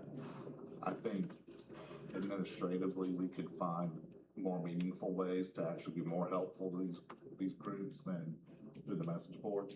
Could we potentially add that into the community connections or other communications that the city puts We have a out? whole comms division now, which we didn't have at the time. So we've got a lot of people, but I think could probably find something that's even more impactful than a couple seconds on the sign as you're going, 50 miles an hour past it. I mean, you see that sign for what, a second and a half, 2 seconds? Unless you're stopped at that light, you're not. Yeah, and even if you stop at the light, you gotta have the view lane for it. Just our regular meetings, I mean, a billboard typically has 3 facings on it. And even that's sold at a discounted rate for 3 facings as they rotate through, because the digital boards, you don't get enough exposure time for people to see it. I would hate for this group to be the group that spurred that on, did not get their event posted on there, so maybe we do this one. Because it's a very short window they're asking for. Yeah. Well, my favorite saying is, do we really want to open Pandora's box? Because once we let one nonprofit like that do something, everybody's gonna say, well, you did it for this, you did it for this, you did it for this. The question is, when the event they won't cover, just make this when? It's, The date on that. it just tells, It's on your- it it's- doesn't it's- say, it it's in just your- says what it is. These ancient words is a music. I thought that there was a date, but I don't see it. I recommend, because we have several on here who already are able to provide advertisement, but that we go ahead and allow First Baptist, but then come back, revisit the policy, so that we're not denying them when we already have, because like on the list, we have Chamber, but we have Community Care and others, but I thought that there was another church listed. There are several churches. Yeah, so I think we want to be fair, but then at the same time, review the policy and go in the direction you're talking about, because there may be other ways to advertise those events without using. So I think that would be the best way to do it. I also, when we look at the policy, and we discussed in the, one of the JCAB groups, advertising university things more through city. So think about, but that can be all the policy revisitation discussions. Do we want to leave that a possibility or not, for town and gown reasons? So I think that's a good approach to maintain our current, whether we approve it as approved First Baptist, and then revisit the whole thing instead of doing it all at once. Yeah, and I'm all for advertising for everybody. I think we should do as much as we can. I just don't think there's a lot of efficacy in this particular vehicle. Now that we've got a comms team, we could probably do a lot more for them other ways and still get our message out, because we got state mandated rules to put public notice out for our meetings and our public hearings and all our board meetings and all of that stuff. There's a fair bit of stuff that we have to get out legally. We have to get up on that board. I would also put out, I'd love to see this go administrative. I would love to see all of the advertising and all of this stuff just become an administrative thing for the staff. I'm sure the staff can do a really good job of sorting that out and getting the word out for us. Similar to other things, we've got the guidelines in place to give, The barriers. guidelines on this are very clear. Exactly, so that could be helpful there. And then we don't have to vote on it as a, who are we helping, who are we not? We can just turn it over staff. Yeah. If it checks the boxes, then. Yeah. Yeah. Okay. So it sounds like we're all in favor of allowing, well, we're not making a choice, but, sorry. You've provided us very clear feedback on how you want to handle this, and we'll just proceed with this And then revisit the policy. revisit the policy. Perfect. Okay, any other comments? Are there comments from the public? Yes, Mr. Lee? After this. Yes, sir. Okay. This relates to this, but also in general. As I was looking at this, there's a time frame, and maybe the traffic engineers know this, about the time that a message is displayed is related to how distracting it can be to drivers.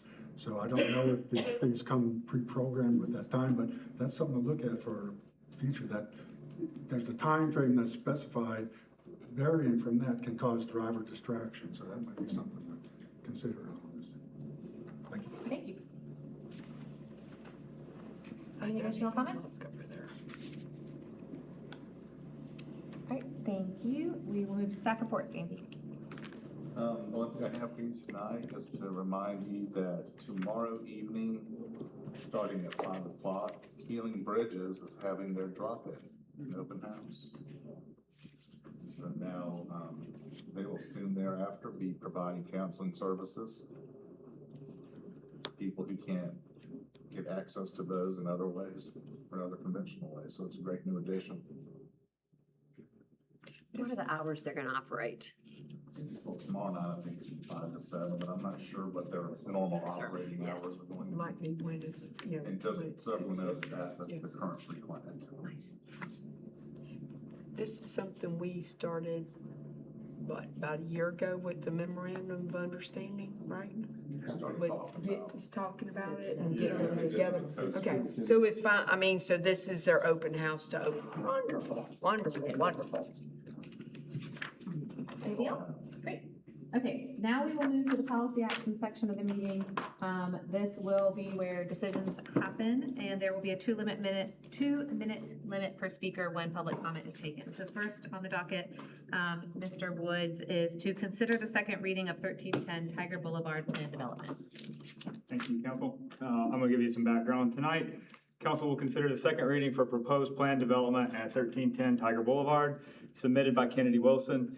The project proposes to fully redevelop the 5.92 acre site currently occupied by the 4-story Best Western Hotel. There have been no changes to the development proposal since the previous meeting. But as a reminder, as proposed, this mixed-use project features a 6-story student-focused multifamily complex containing 226 rental units and 752 beds. Approximately 15,650 square feet of ground level commercial footprint and 566 space structured parking garage, complemented by 71 surface parking spaces. The parcel is currently zoned CP2, which is our community business district. Under standard zoning, mixed use is permitted as a conditional use on this site following a December 2021 text amendment for properties with dual access to 2 major arterial roadways, in this case, Highway 76 and 123. Prior to moving this project forward, all necessary infrastructure due diligence, including comprehensive traffic impact studies and utility capacity analysis, was fully conducted to ensure local networks can accommodate the redevelopment. Additionally, by processing this request as a planned development rather than a standard commercial build, there are negotiated binding community benefits totaling approximately $1.825 million dedicated to off-site infrastructure and community enhancements. The Planning Commission forwarded a positive recommendation on May 11th, 2026, following a multi-month review process that included 2 design workshops and a dedicated public hearing session.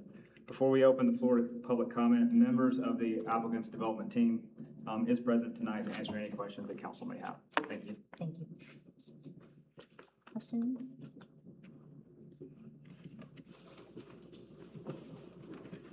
Windsor, did you have questions? Sorry. Anybody? No? Okay. We're good. Thank you very much. Are there any comments from the public? Wait just a moment. Yes, ma'am. At the risk of sounding like a broken record, the community has met with the developers. We have come to an agreement, and we're both in favor of moving forward with this project. Win-win situation for both. So this should be a very easy vote tonight. So thank you very much. Thank you, Mr. Davis.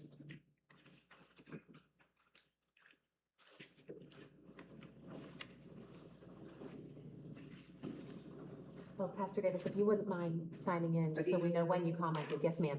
Thank you very much.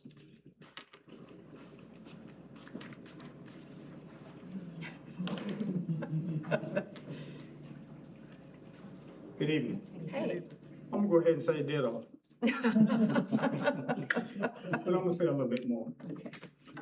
The reason why I'm gonna say a little bit more, because I hope also not only what is happening in this community, and also for a piece of property, I don't know if y'all have been inside of it lately, but I'd offer to put y'all up in that hotel for a week.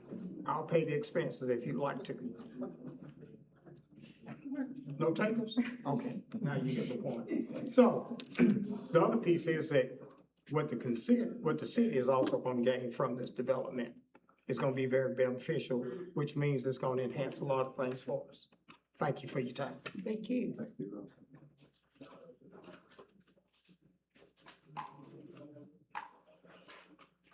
I'm coming. Take your time.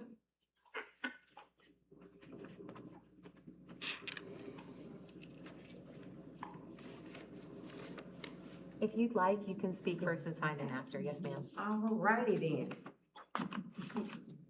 My name is Viola Austin, the pastor of Golden View Baptist Church, and me and some of the church members are here tonight, and I want to say thank you all for taking out the time to listen to us tonight, to hear what we have to say, and also to the mayor in his absence.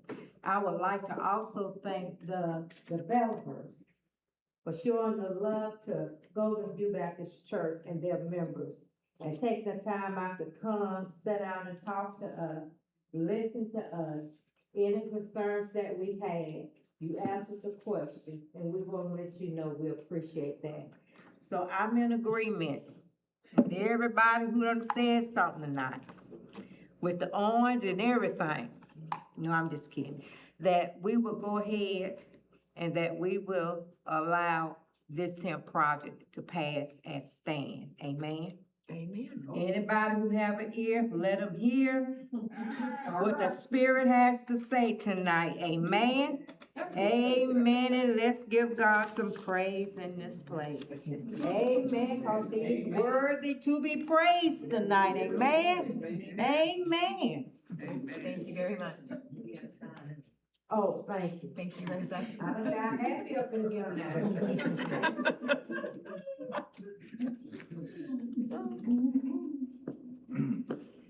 Once again, did I sign too? Yes, ma'am. Rosa Grayton, I reside in Central South Carolina, and I'm happy to be here just to say thank you all for your consideration.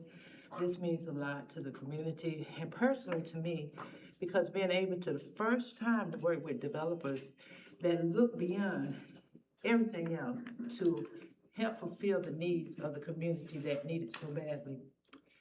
And I promise them that I will work diligently with them the best that I can. I got jokes, they're gonna have to learn my jokes, I'm gonna tell you that now. But anyway, I'm working on them. And I wanna thank the community as well as you all for allowing me to lead however I can, with some hiccups. But we did it, and hopefully this will work out. And I plan on being around for a long time. My grandson asked me to live till I'm 100. I said 110. But anyway, thank you all. Thank you, Rosa.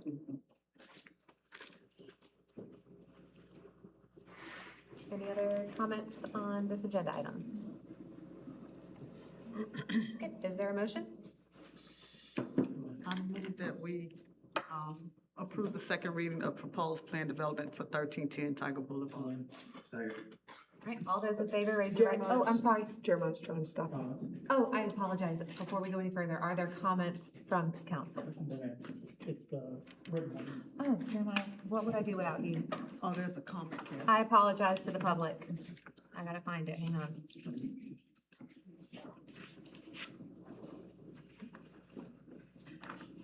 Hang on, I got it in my email, Jeremiah.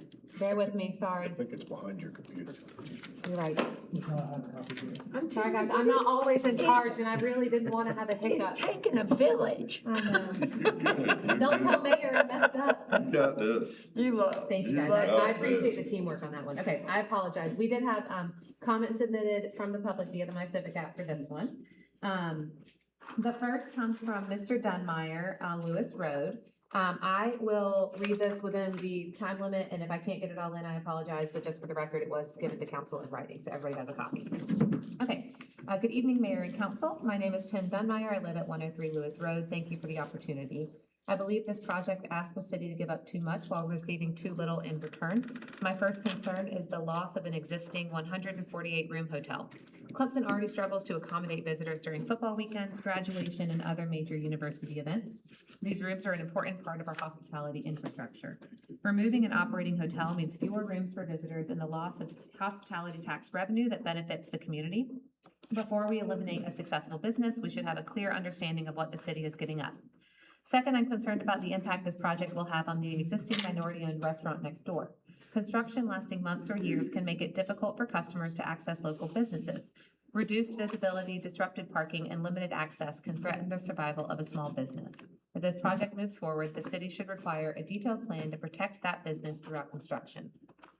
My third concern is the promise of mixed use. We've heard that before. Grand Mark was also presented as a mixed-use development, yet years later, the commercial space has struggled to become a thriving business destination.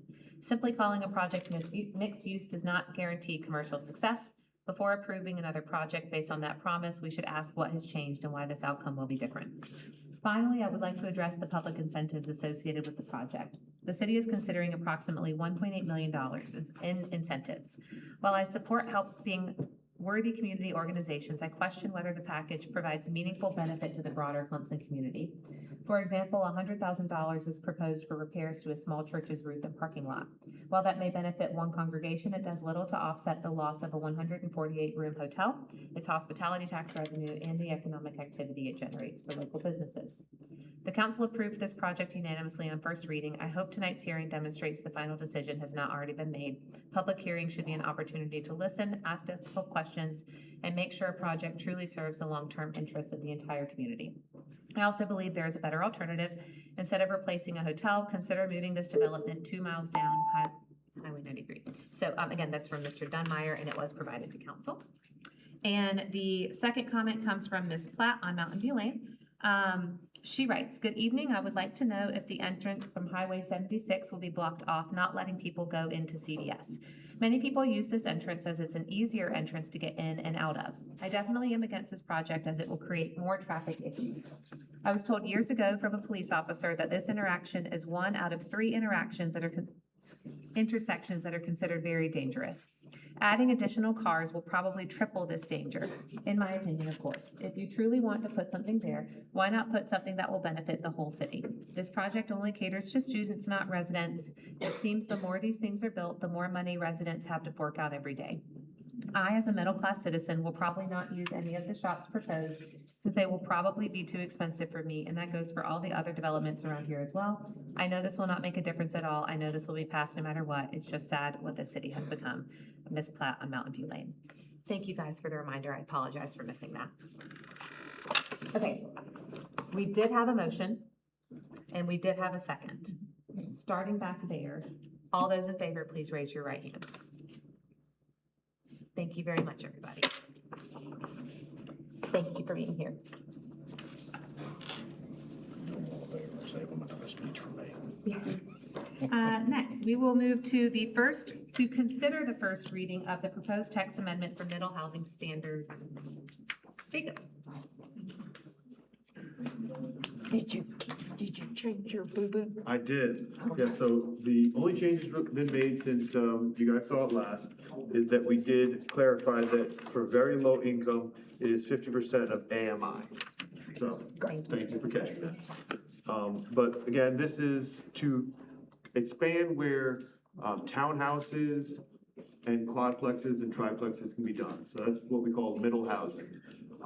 It's kind of interesting that at the federal level, they just passed the 21st Century Road to Housing Act, which will actually provide grants to communities doing exactly what we're doing. So if we start getting townhouses because this ordinance change, we'll actually be eligible for federal grants, which is kind of exciting in itself too. So a lot of things are coming together.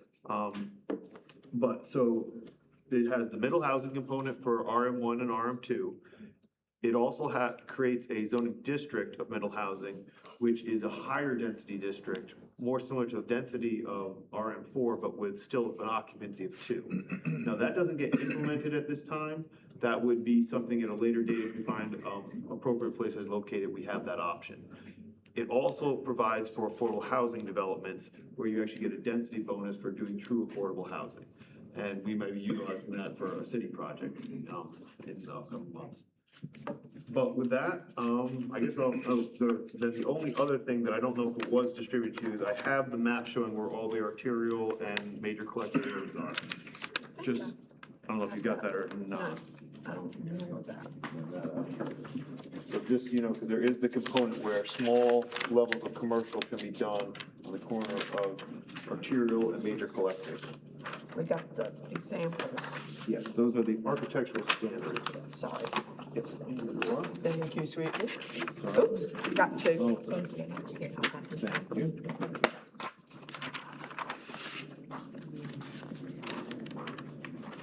can only remember the Clemson one this way. I cannot do it any other way. Jacob, I'm sorry. No, go ahead. May I ask a Yes, question? are there Thank you. comments, questions? Yes. Thank you. The federal law that, did not get signed by the president, but got signed into law, Yes. because he didn't do anything. This money is in grants. Does it, because of middle housing, we will possibly be able to get some of that grant money based on us Yeah. having a zoning? So they're looking for Area communities or- who have done the changes, and it's actually about producing the units. So we're gonna be primed at the exact moment, so as this comes online, we will hopefully be actually producing units. So, if everything works out, this could be good for us, because we'll be ahead of the game for most people. And we got our grant writer over here. Yep. Extraordinaire. So, okay. Well, that's a positive, very Timing positive. is about perfect. My understanding is it comes through community block development grants, which we've worked with before. So it's stuff that we're familiar with is how they're releasing the money. And why not let Clemson, rather us get it than someone else. Any other questions for Jake? And I want to thank all of you who came to talk to me before, between the 2 meetings. I really do appreciate that councilors took the time to speak with me.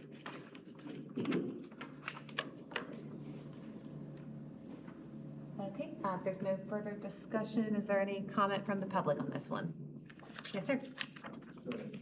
Yes, please, yes. And if you'll just stick your name for us. Yeah, thank My you. name is Jason Mann. I happen to live in a community of townhomes, and I have for 23 years, and I've spoken with the developers that originally developed it. They never finished it. And come to find out they can't. It was approved back in 1985, but not today, so this would be great if we could go through and actually finish. There was 2 more buildings scheduled to be done, but they never were, so I think this would be a good opportunity to let some of those projects be finished and then new ones be developed as well. So Awesome. I'm in favor. Thank you. Thank you, Mr. Great, Mann. thank you. Any additional comments? Okay, is there a motion? I'll make a motion that we approve the first reading of proposed text amendment, middle housing standards zoning. Second. Okay, all those in favor, raise your right hand. All right, thank you very much, everybody. Next, Jacob again. To consider the first reading of the proposed map amendment rezoning Hamilton Drive. Oh, Nathan, are you taking this one? Or are you doing this, Jake? No, sorry. I got it straight. Okay, one name was up there and one was on my paper, so. Okay, so this is another simple one. So the property is currently zoned RM3, which is multifamily residential. The applicant is asking for it to be zoned to light industrial, RIL, which allows for limited industrial uses. They are looking to do a office for their security business and then also do small engine repair out of it. It is contiguous with other RIL zoned properties, giving it the ability to be zoned that way. Again, it is This leaves with a positive recommendation from planning commission. And if you guys have any questions, I'd love to answer them. And I think they own all that They land do. around They it. own all the adjacent properties, the same family. So they own the ones across the street and contiguous with it. And I think I asked you last time we talked about this, that this industrial zoning is the correct, that fits it better than anything else. Yes, for this use, it is what would be the proper zoning district. And they're limited as to what other commercial, zones they would be eligible for because of, where they're located, how big the lot is, and what they're contiguous with. Okay. Thank you. Any other questions or comments? Any comments from the public? All right, is there a motion? I make a motion that we approve the first reading of proposed map amendment rezoning Hamilton Drive. Second. All right, all those in favor, raise your right hand. And none opposed, thank you very much. No other policy items on my list unless, no, okay, mayor, council reports, comments, new business. Anybody? So I had something. Mr. Robert Lee had sent an email out to all of us, and I sent emails along to council. He had talked about freedom of speech and how it relates to conduct and such within city operations and city parks and art center and rec and city hall and including over at like in court. It seems to me like we should have a uniform code of conduct. I have spoken a little bit with staff about it, having some basic skeleton framework of a uniform code of conduct to have within, across the city. It could have amendments to it for, say, council chambers, or if you have children in a park setting and you need a different additional set of rules. But I thought it might be interesting to discuss trying to assemble some sort of code of conduct that explains to everybody kind of what we're looking for and enhances freedom of speech for all on an equal basis, and would have maybe a clear escalating set of consequences if somebody tried to chill somebody else's freedom of speech within chambers or something. It's just a thought. Wanted to put it out for discussion.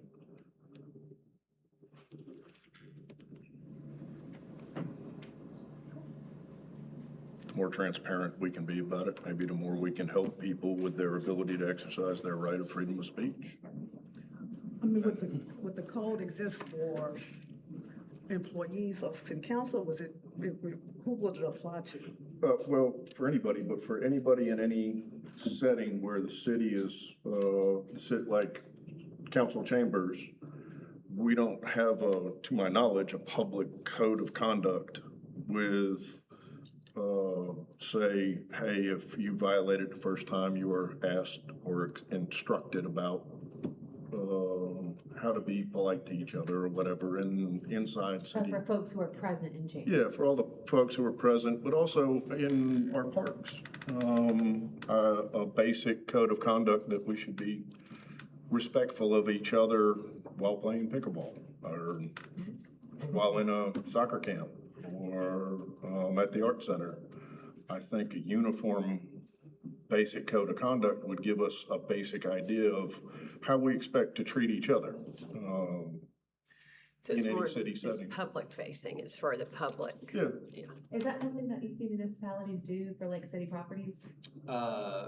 For city properties, for example, parks, you often see, call them rules or regulations. Yes. Okay. And I just see it as not having like one for parks and one for pickleball and one for this or one for that. It should be transparent and fairly universal. Be a good person. Do we have rules, regulations for parks? We do. I don't know the extent to which they address conduct, how we interact with each other, hours, no alcohol. Yeah. That kind Who of becomes the enforcer? That's an open question, but, I think we looked at some different municipalities where maybe department heads or, whoever is the person designating a person in charge, or in here would probably be the mayor pro tem is the person in charge of the meeting. If we had a public meeting, again, it would be whoever the person in charge of the meeting. At a Board of Architecture review meeting, it would probably be the chairman. Those are easy. I Yeah. mean, those are set. I think that's very understandable. Where I'm not opposed, by the way, but I mean, let's just take the parks. Let's take the pickleball courts, or let's take the ball fields or whomever, who now becomes the enforcer? Maybe Is the it- department head. Well, does it, you know, like, does Jay or whoever's there, is his representative, are they the enforcer? And then they've got to see it, or, you know, that's all I'm saying, who, in a broader sense like that, or downtown, who's the enforcer? All great questions. And I don't pretend to have all the answers. I just think it's something good to explore. It's a broader conversation. I see it in the realm of supporting free speech. Folks that come in here should feel comfortable to be able to come up and say what they think.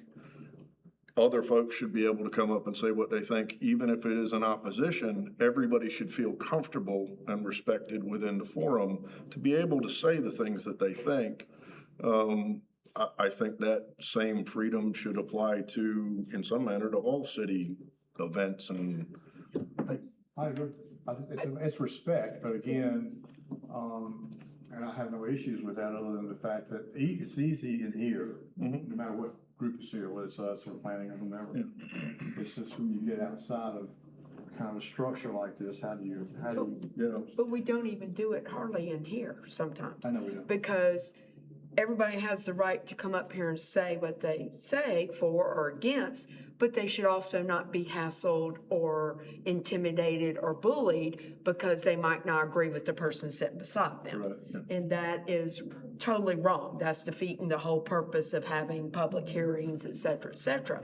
And I think there needs to be a little more decorum as when people, at times when people speak to us. You know, not by any means everybody, but so it's not as easy as you think, you know, it's not enforced or not as easy. I think it's a great idea. I'm not saying that. I'm just saying where, you know, Fulmer's saying it's easy in here, quote unquote, but we don't even enforce it. It's hard for us to even enforce it in here. No doubt. So we need to. And part of that, I think, is having a clear written set of escalations. You know, first time is a reminder of what the rules are. Second time is a verbal reminder and maybe a letter. It doesn't have to be extreme, but there should be an escalating way of dealing with those kind of issues to help people feel free to say what they want to say and everybody feel safe within any of the forums we have. And that should be across the city, not solely in one room or in one department. Maybe we can go to municipal associations, see if there's best practices, other communities who've done similar things, and I think and that kind of address the vision here. I think you're right, just to increase civility and discourse. Yeah, because I think we deal with two different issues too, because First Amendment freedom of speech is one aspect. What we're talking about is harassment or abuse or offensive, incivility type of issues. Because when you start trying to regulate First Amendment freedom of speech, who determines that? And then who are your, how do you try to regulate, especially as a public entity, who can say what and what can be said? But I think in terms of how people treat each other, how they disrespect one another, there are rules and regulations you can have. But then to your point, who enforces that and how do we do that piece? But I think we're talking about two different issues, because First Amendment is different than me being. No, There's no comment to this one.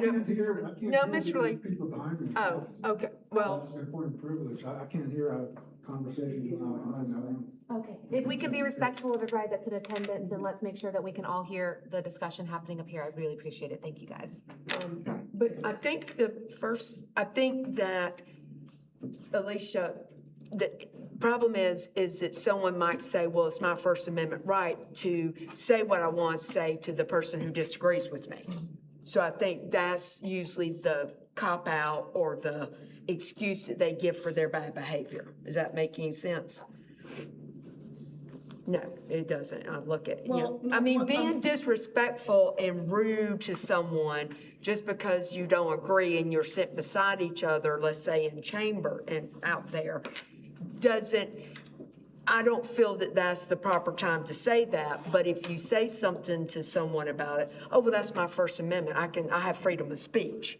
I can say that to anyone I want to, is what I don't know if it is as separate as you think it is what I'm trying to get at. I'm trying to support freedom of speech, and the Yes. right of everybody to express their thoughts without, Being and they disrespectful. shouldn't be attacked for expressing their Exactly. thoughts.